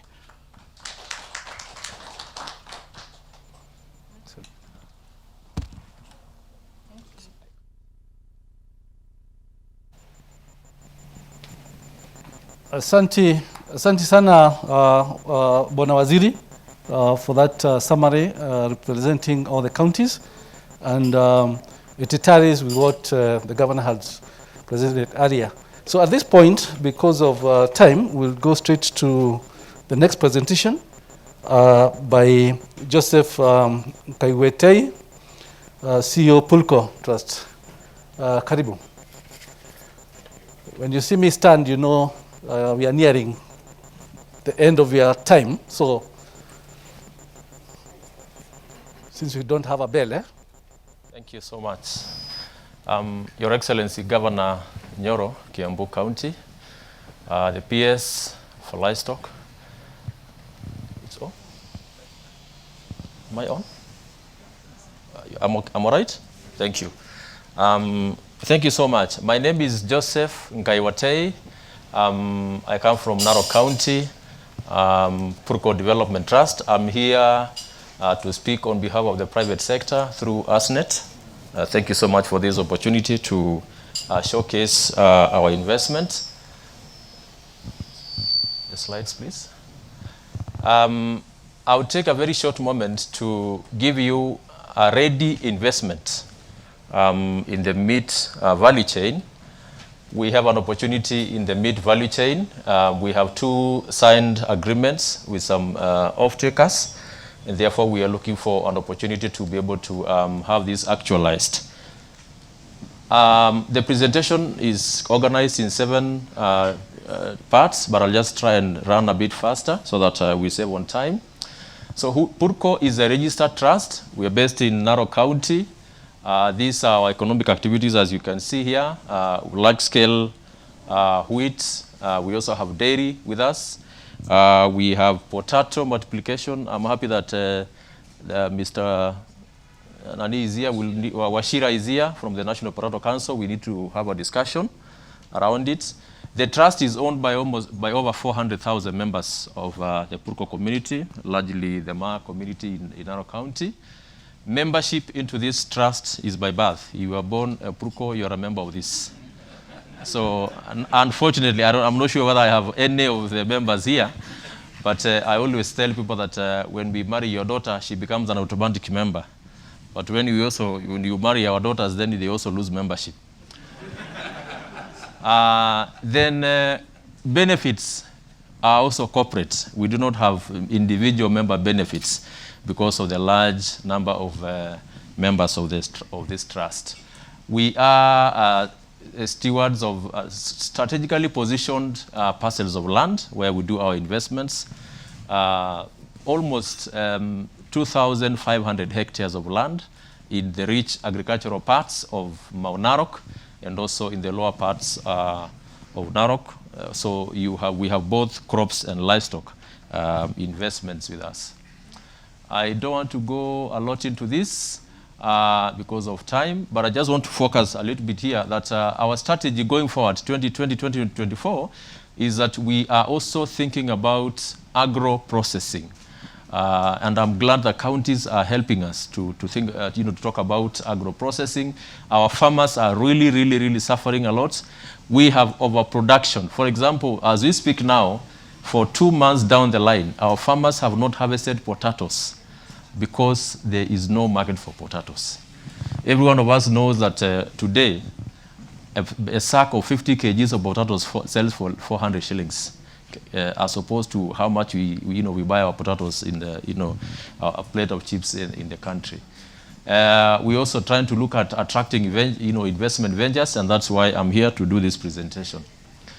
Our business focus a lot more into livestock production, improvement of our crop production also, issues of environmental sustainability, increasing our skills in terms of knowledge acquisition, and empowerment of our farmers. I want to now come to the real investment that is ready with us. This is our sheep. This is the Mao Region where we are based. The catchment for the sheep, according to the 2019 census, and maybe the PS would probably identify with this, is that we are a large-scale entity that rears the merino sheep. This is corridor sheep. And we have been getting a lot of calls from investors and private people asking how do we get this breed of sheep? And so we have a large holding area for sheep and also breeding them. We get our rams from high quality farms, nationally and also internationally. And we have some off-takers who are interested in monthly purchase of 1,200 sheep for one, and 4,000 goats for another on a monthly basis. And just the other day, after this presentation, another one came in to ask that if we can be able to supply 600 sheep every week for slaughter en route to the United Arab Emirates markets. So therefore, we have signed MOUs with these two companies, the Blue Mountain and another one called Ashamawek. And there is potential for a steady revenue flow of about 36.4 million monthly for one, and 436 million annually in terms of the revenue base for this. There is a potential and opportunity for us to be able to do an abattoir. At the moment, whatever we are going to be doing with these two companies, we are still using their slaughterhouses, but the long-term plan for us is to also ensure that we have an abattoir within the county where these sheep can be slaughtered. Now, this is the model, and this is where I want to focus a little bit, is that the catchment area for the sheep is, we have a possible population of about 600,000 sheep across the counties where we are going to be targeting Narok and others. Step number one is for us is to be able to assess the quality that is required by the market, whether it meets the standards that are required. Then we do purchasing directly by the trust and also through the small-scale farmers who number the 400,000 plus and others. Then this sheep is collected and transported, and then gets into the holding center that is owned by the trust. We do this to be able to make sure that we do proper cleaning and value addition through a bit supplementation and feeding. And then this sheep is transported to the slaughterhouse in the river. Then they are slaughtered there and then transported through to the UAE. Then we get the payment. So this is the model, the business model that we are going to be adopting in this investment opportunity. Now, what is our financial requirement? We are talking about approximately 110 million, broken into 30 million for one of the agreements and 60 for another. Delivery trucks, 2 of them, and 10 million shillings to establish a further production development process to ensure that we do finishing, a 90-day finishing before this sheep is transported to the market. I don't want to take a lot of time on this. These are basically our cash flows. We anticipate a monthly collection of between 2 million and 3 million shillings per collection or per trip of investment, which translates to almost 360 million annually in terms of the cash flow for this. I don't want to take a lot of time on this. Now, how do we ensure that we sustain this investment? We anticipate that with the availability of resources, we can be able to do a 3-month stock. First of all, within the farms, and then we do the finishing part of it. And then once we do the collection and the finishing up, then this supply begins to be transported now to the slaughterhouse on a monthly basis. And therefore, to ensure that we have a constant supply, because when you sign a contract with an exporter, it means you have to make sure that you have a supply. We are going to be enlisting at least between 1,000 to 1,300 farmers to be able to also aggregate the stock, do the cleaning, do the finishing, so that then we have a constant supply to our off-takers. If we are unable to meet this demand within our own county, then the other counties listed here, Nandi, Uasin-Gishu, Baringo, and others, are also, part, because they also purchase this sheep from us, especially the breeding stock. Thank you so much. I just wanted to be very brief because of time. That is, for more information, we can always get in touch to continue this conversation. Thank you so much.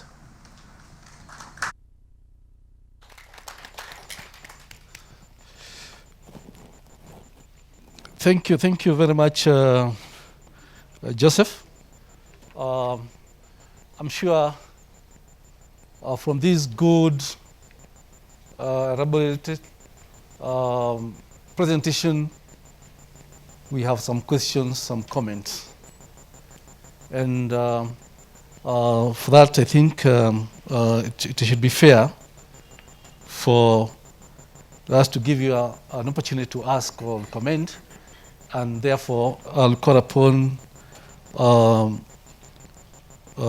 team of panelists,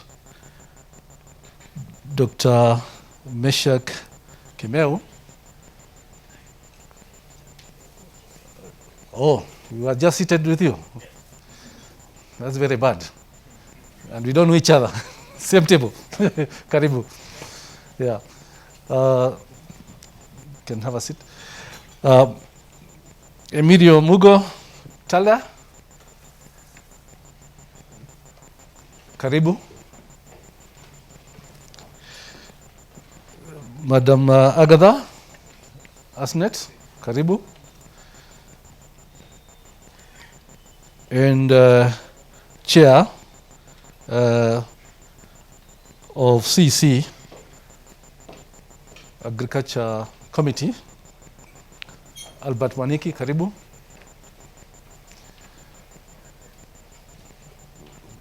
we should have a mic going around.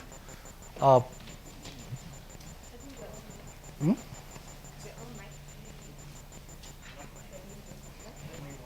Yeah. So please feel free to ask any question related to what was presented. And some questions can also be taken by or answered by those who are not here, depending on the question. So I'm saying that because I know potato issues can come. So if they come, I'm ready to answer. Yes.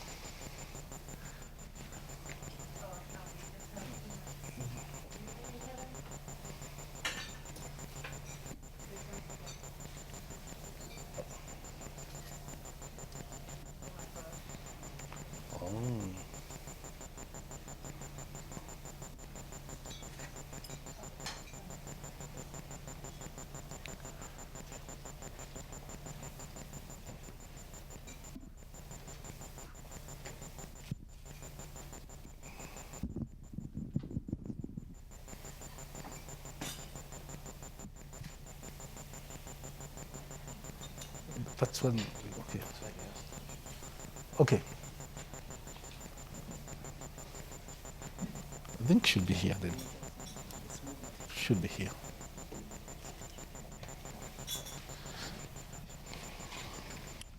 Thank you very much.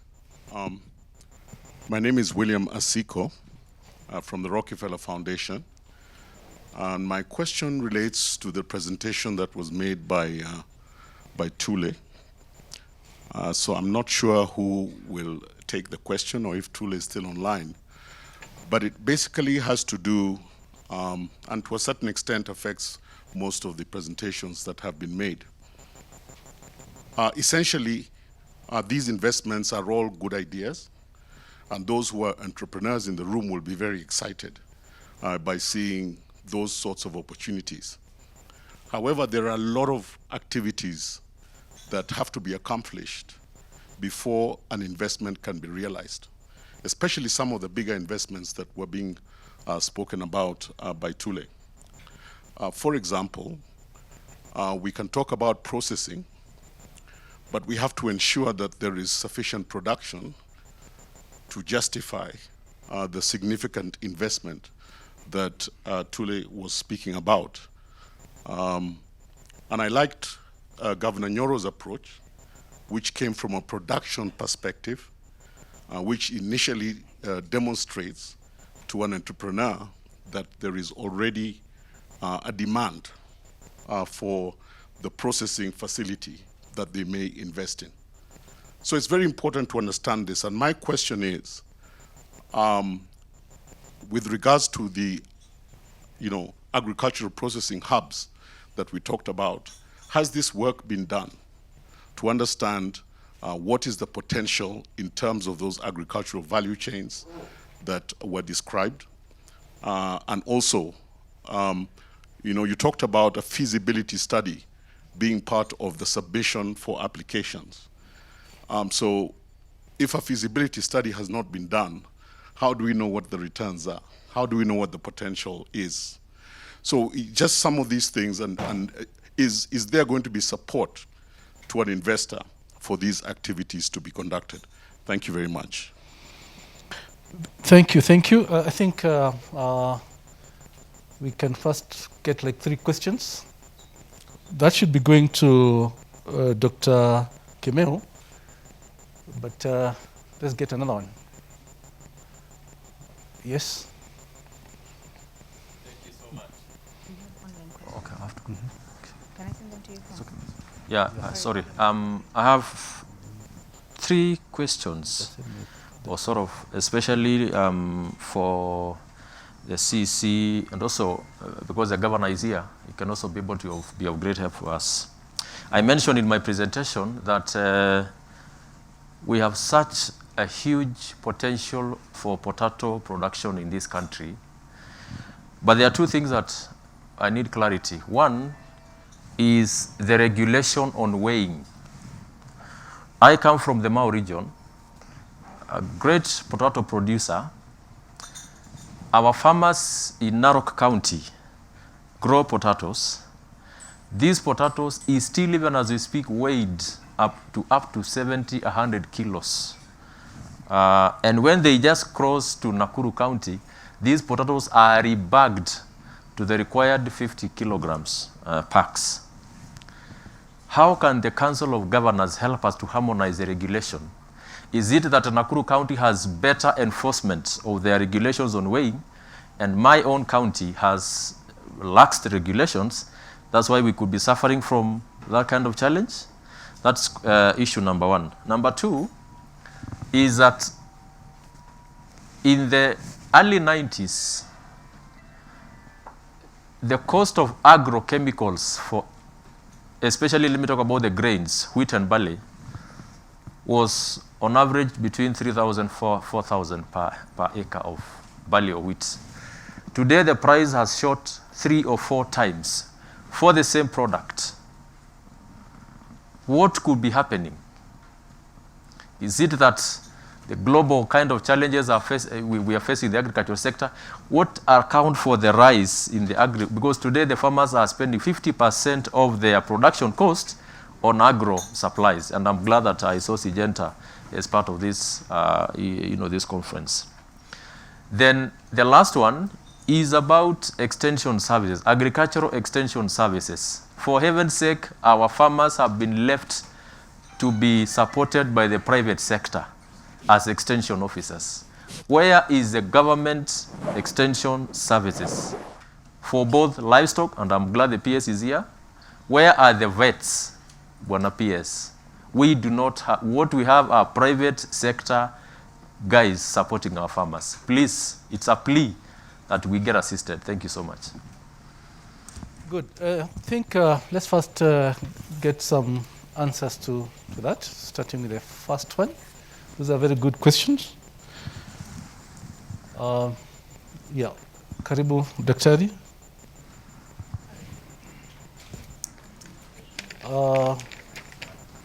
That was the first one was for the presentation by Tule. Yeah, karibu. Thank you very much for the question. I'm complimenting a presentation by Tule on the readiness of Naivasha SEZ as a hub for agro-processing. And the question of concern is the production of raw materials of the agricultural produce which require value addition. The question is, can we sustain agri-processing? Do we have adequate production of the agricultural produce so that investors who come into the processing, they can be assured of continued supply of various raw materials? My answer is, as His Excellency has said, the county governments are ready and they are supporting farmers to grow different types of agricultural produce.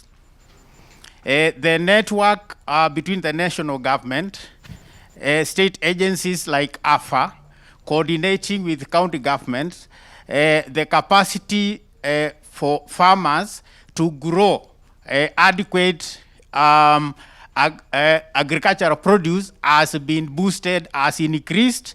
And when we say we want to promote agri-processing, we have engaged and coordinated with the county governments to assure that the processors will get adequate raw materials.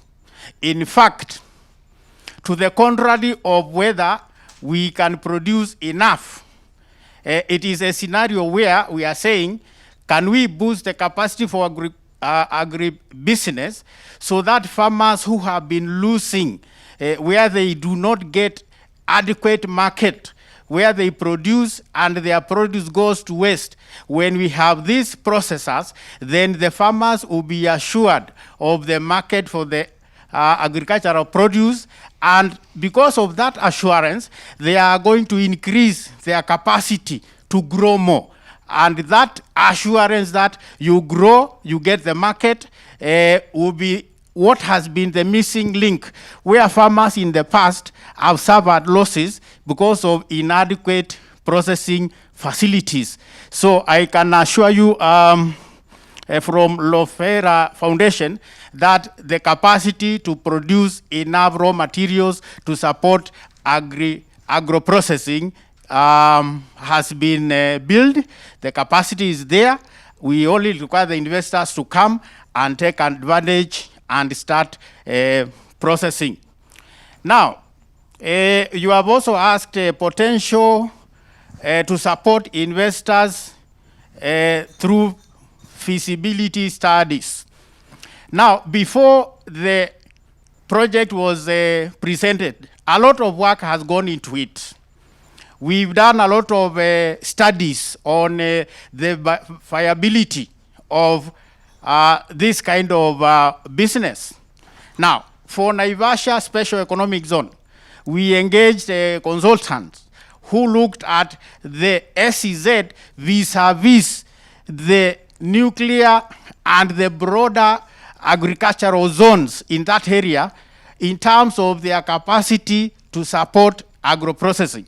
That pre-feasibility study has already been done, and it has been found to be viable that this kind of project can be undertaken at Naivasha SEZ. Now, what other support can we assure our farmers? I want to mention what Tule did not come up with. Naivasha is a special economic zone. Special economic zones enjoy special incentives to support the processors to reduce the cost of doing business so that eventually what they produce can compete fairly, not just in the local market, but in the foreign market as well. So they will enjoy a package of incentives as SEZ processors. They will enjoy one-stop support service offered by the Special Economic Zones Authority, so that from the day they bring their application to us, we will handle them by the hand and continue to support them as they do business at the SEZ. So you will find there are no bottlenecks to the investors whom we are inviting today to invest at the Agro-Processing Hub in Naivasha. The SEZ investors, that SEZ itself is connected to an ICD. What that means is all the logistics issues are guaranteed, are assured, because you bring your machinery and equipment, it lands at the port, you offload at Naivasha SEZ through SGR.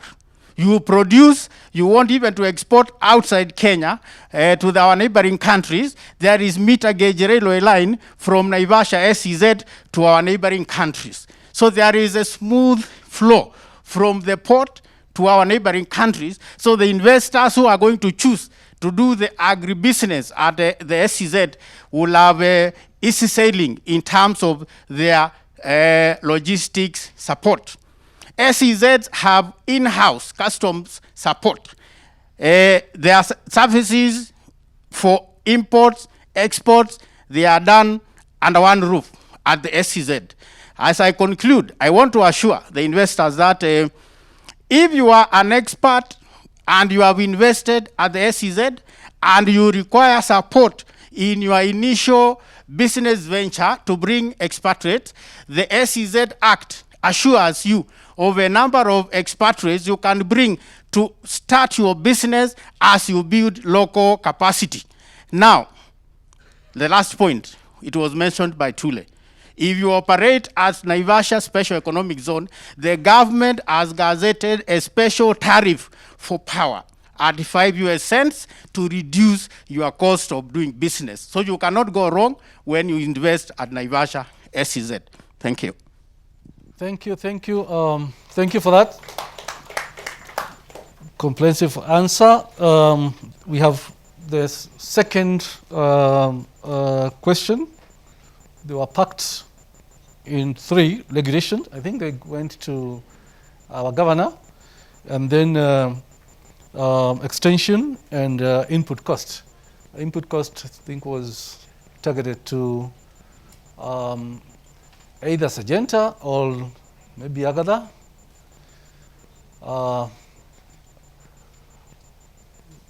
So thank you very much. I've heard you mention the governor, but I think the question was also directed to me. Okay, good. I'll give the opportunity to the governor also to mention something about the regulation on packaging of potato into 50 kilogram bag. And I think this is in line with the International Labour Organization.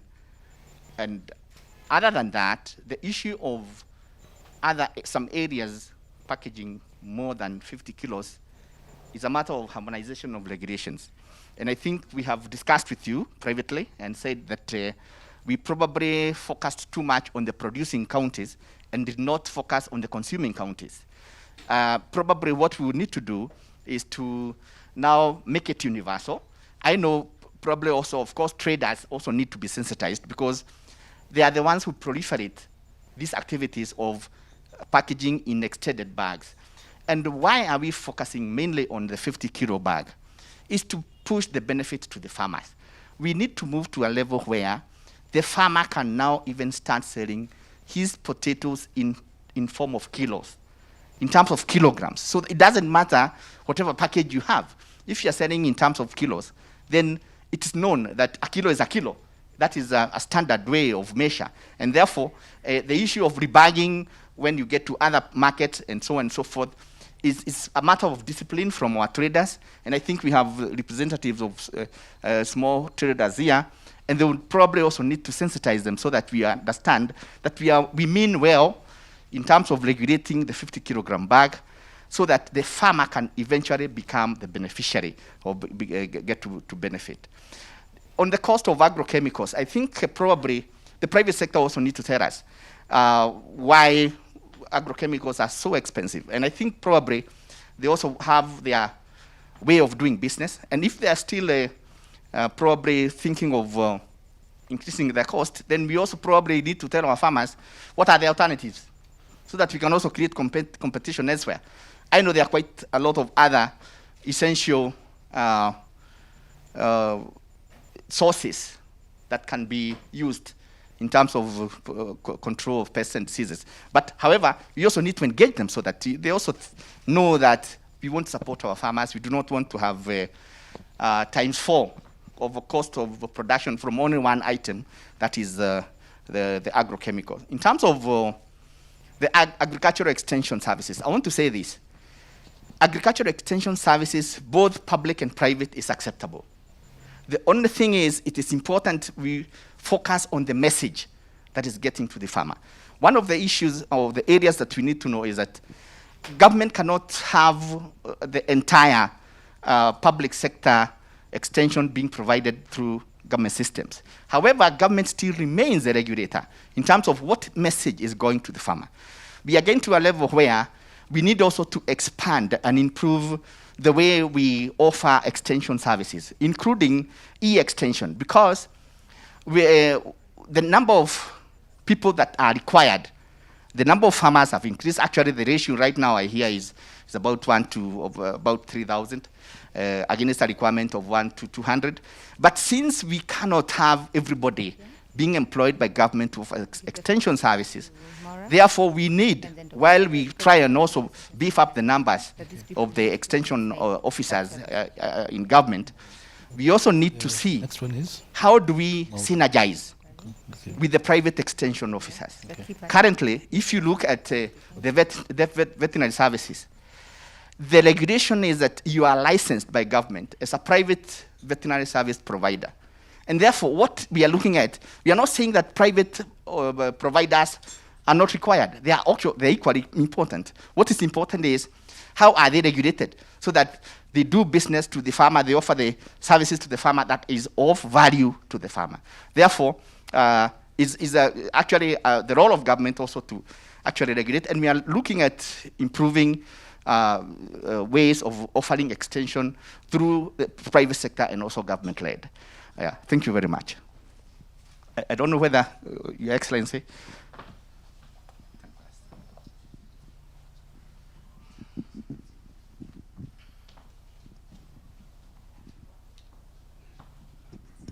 Thank you very much. I think it's quite comprehensive from what the CEC has said. In terms of regulations,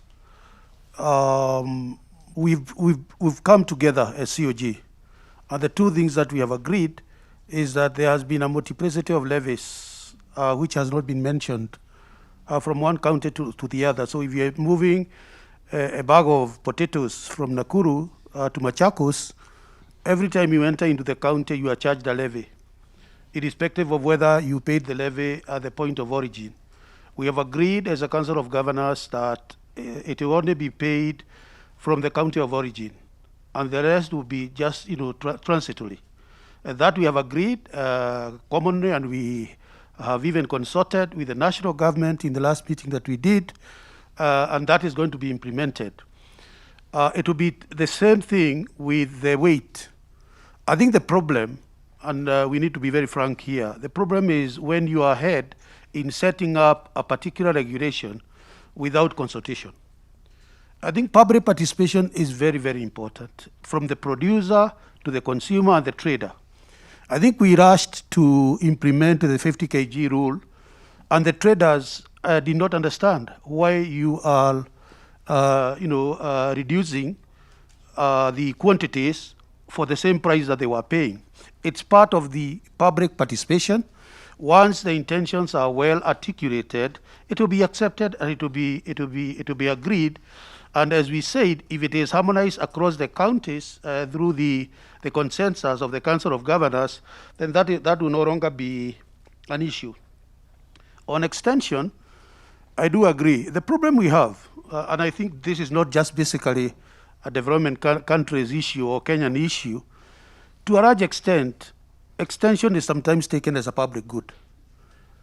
And people, irrespective of whether public extension is available, will always ask, where is the public extension service? We do realize, as I said, if you go to Githunguri, the example that I gave, they are largely doing their own extension. So it's private sector driven, they are doing AI, they are doing veterinary service, and farmers have accepted what economists say the willingness to pay is there. But there is a large proportion of extension service that remains public, particularly on low value production like food. How much do you pay an extension, a private extension person to show you how to produce maize, whose value you do not even know?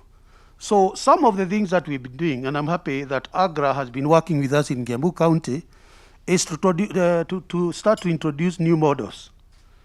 And we have been piloting the village-based advisory model for extension service. And I can tell you, already we have about 1,200 village-based advisors. Now these are farmers themselves. Because that thinking that the farmer is an old rugged, with tattered clothes, that's no longer the case. The average farmer is probably 40 years having a degree or a diploma. So we are using those ones and training them on basic agricultural practices, the spacing between the row, within the row, how do you apply fertilizer, do you apply it on top, below, on the side, and then they go and teach other farmers. And we have seen great transformation. The question is, and we've been working with AGRA on this, how do we scale it up? We've been able to reduce the ratio almost by half in Kiambu. How do you scale it up? How do you then replicate it in other counties? I'm sure there are so many other extension models, e-extension that are being tried. The question we need to ask ourselves is, at what platform do we scale this up and replicate it, the successive models? Because essentially, one extension to reach 3,000 is impossible.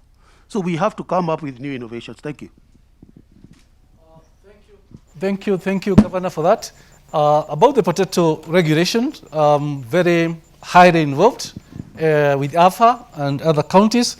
And Your Excellency, you allow me to look for you. We agree how to move forward. Because now where we are, it has to be done. We have to move forward. Thank you. Because of time, there is another session coming here. We will get more questions online. I want to give Madam Agada and Emilio have a minute to say something about what has been said so that we allow the other session to come in and we get to the end of this session. Please pass the mic there. Thank you very much, Mr. Okay. Ashir. I have the mic. Okay. I think I'm loud enough. My name is Agatha Tu, and I'm the CEO of the Agriculture Sector Network. Agriculture Sector Network is the umbrella body for private sector actors in Kenya. For the first time, we have a body that has brought together, consolidated all the private sector actors in this country so that together we can support the government to roll out government policies, work together with the government to roll out the agriculture's growth and strategy, and the other policy governments. Our members are business member organizations. We register corporates, all the private sector actors, including the farm input suppliers that we are asking about from the floor.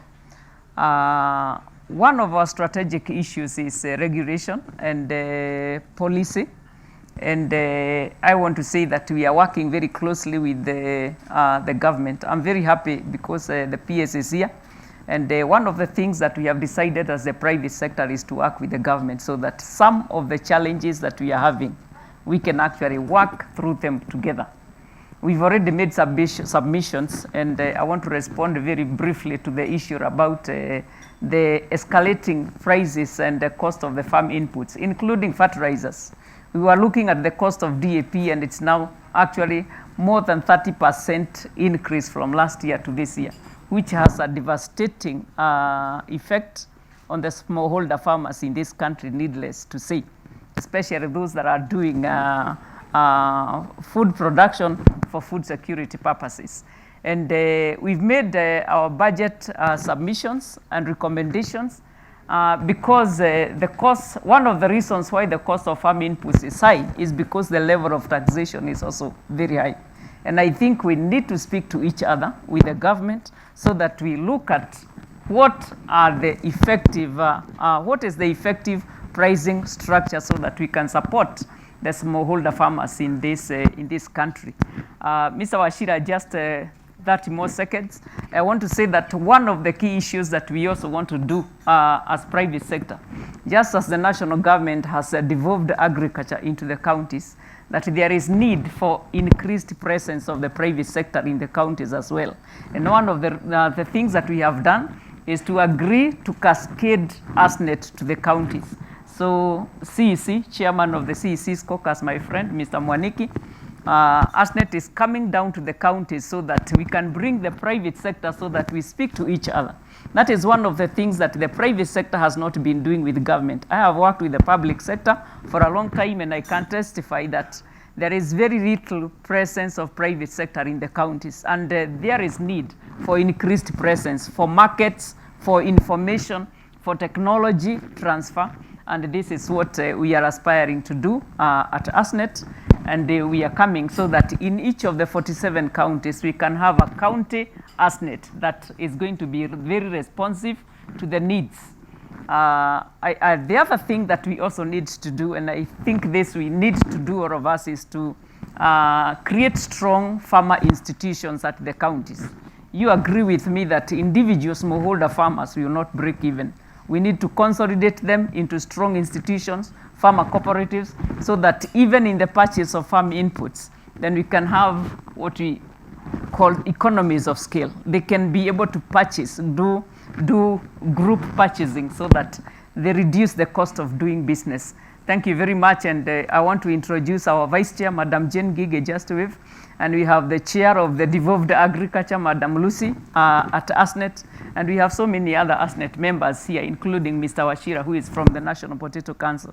Thank you very much. Thank you, Madam Agatha.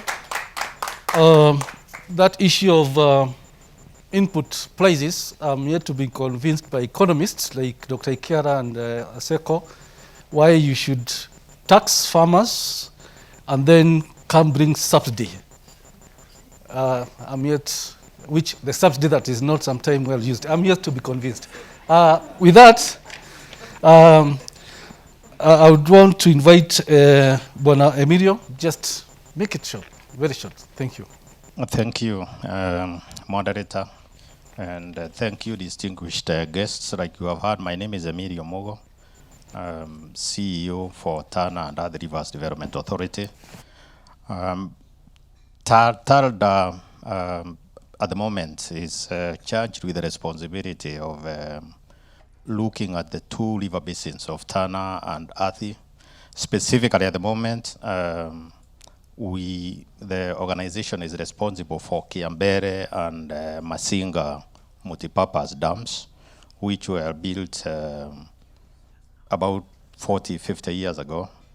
The main multipurpose dams, like you saw during the presentation by Madam Ture, as part of the conservation of those and maintenance of those multipurpose dams, quite some big riparian reserves were set aside to protect those reservoirs. And that land has remained, if I were to, for lack of better ones, idle, and that is where the strength of TARDA is coming. Those are the pieces of land that were demonstrated in that presentation. Over time, people who are living adjacent to those water and land parcels have engaged in a sustainable land use practices.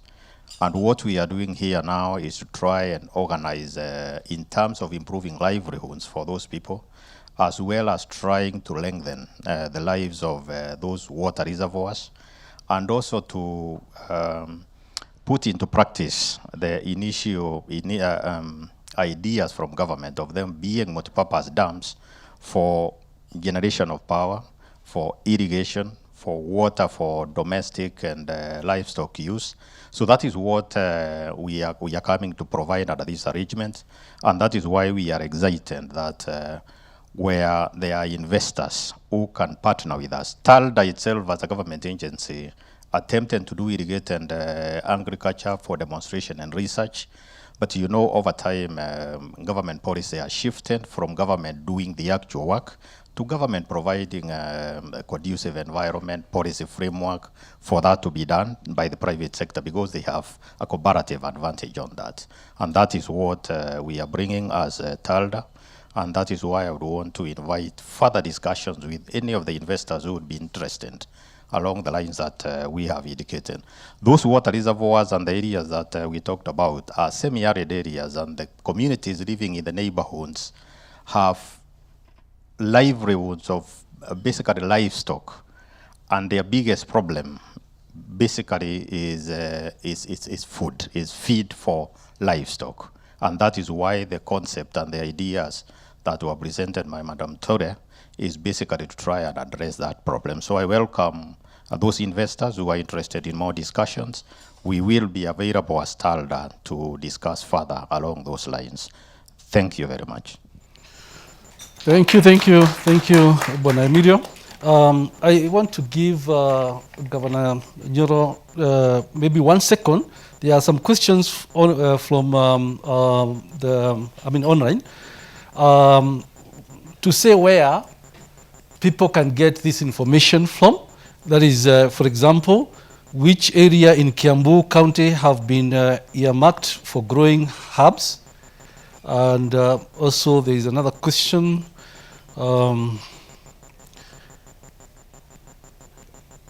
Keen on the assessment report for bacon, pig farming. Again, that comes to you. So it's good to tell those asking those questions where they can get, maybe from the county government office or something like that, or online or website?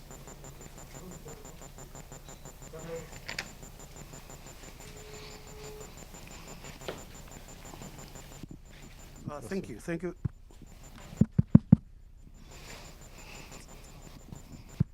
Thank you. Thank you very much. I'm not sure it's on. It's called political sabotage. Yeah, it's on. On the information that is very specific to Kiambu, the information on investment opportunities can be obtained from the Kiambu office, our headquarters, as I said, 10 minutes from the city center. Yeah. But in terms of the opportunities, the investment opportunities that our CEC has talked about, and the ones that I mentioned that relates to the Council of Governors, that will be available from the Council of Governors headquarters at the Otter House in Westlands. We can give details and telephone contacts later. Thank you very much. At this point, let me thank the panelists to appear. One round of applause. Good. Asanteni, now you can sit down. At this point, I would like to invite Madam Maura Bare, the Senior Deputy Assistant Administrator, Usaid, who has been very supportive of the agribusiness Dealroom, to come and give a few remarks. Thank you. Karibu.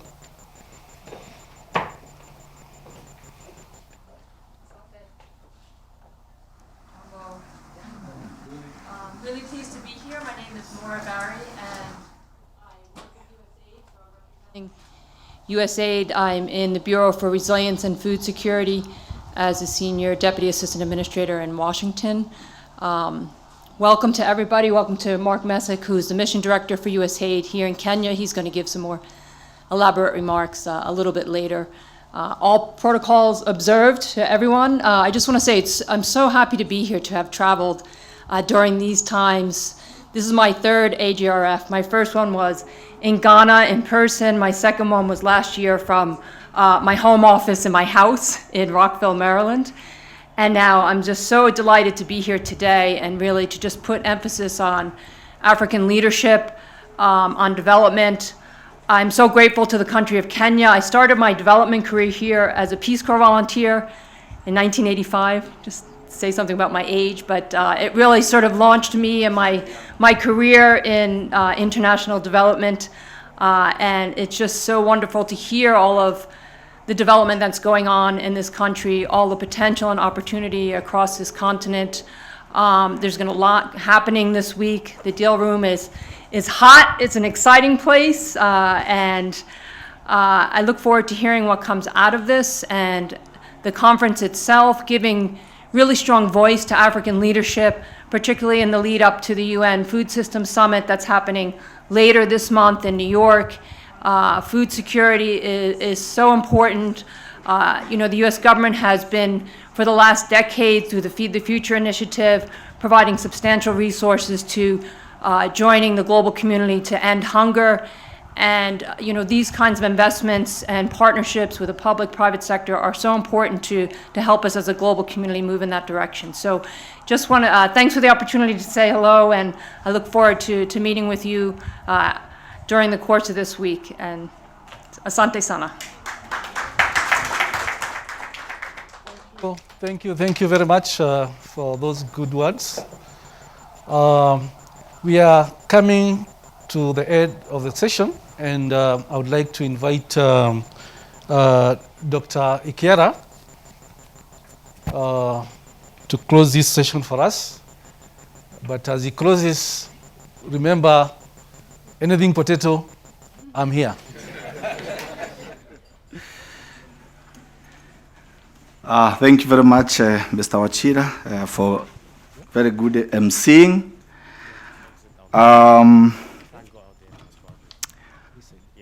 I think all protocols observed, so that I can save time. As you heard, my name is Moses Ikiara. I'm the CEO at Kenya Investment Authority, or KenInvest. We are a government agency under the Ministry of Industrialization, Trade and Enterprise Development, and our business is to take care of private investment. We preach the gospel about investing in our country, and we help investors who have the gospel to come and settle down to implement their projects. We have a one-stop shop for that purpose, so that you can get all the licenses and permits from one place in Uphill. And we also provide an investor who has invested an account manager, somebody to take care of them, so that if they face any challenges, they have a friend within government who can help them navigate the challenges. And we really working together with the CESA, EPCD, or anybody who has anything to do with facilitating investment is our friend and partner. So as I close, is to say, as you've heard, as a country, we are open and ready for business. We really want investment. Agriculture is so important for us, that 4% of GDP directly and 17% or so indirectly. More than 3/4 of our population in rural areas, depending on this sector. You know, our vision 2030 is to eliminate poverty and increase incomes. So this is the sector that is really the key focus in delivering this. So, and the government basically doesn't have a lot of fiscal space. So the money has to come from private sector, and that's why we are so happy about this Dealroom. We hope that after this, this year's Dealroom will come up with a lot of deals, and the investors really who will be ready to come and work with us will be waiting for them to facilitate. If you are looking at Kenya Vision 2030, our big four agenda, number one always is agriculture, food security, and nutrition. So when government is so focused, policy clarity of that level, I think for an investor, the job is maybe halfway done. The rest are details, basically working, like our brother said, to work to make sure all the challenges and other things are facilitated in the process. So I think the key point I would like to say, investors should not wait for a perfect situation where everything is clear, then the IRR numbers are completely accurate or anything. You just need to just know that where the government is focused and the government is working with you to really support you, and then the rest you can do in details. So to thank AGRA, all the partners, the speakers today, the panelists, the project promoters, the investors who are maybe following this virtually or here. We want you now to really take the step of faith and invest. One thing that has happened in government of Kenya, or Kenya generally, is that the national government, devolved government, are working together with the private sector to really walk the journey and make sure everything is okay. So let me stop there. I'm getting all the signs to stop. And I think after this, you are all welcome to go to the actual opening ceremony of the Dealroom. There are lots of things that have been going on. I think what we are doing was more or less like, really making it warm. I think you are all going to there's a room you'll be shown where the opening ceremony is. Thank you all, and we appreciate for joining us for this important event. God bless. Thank you.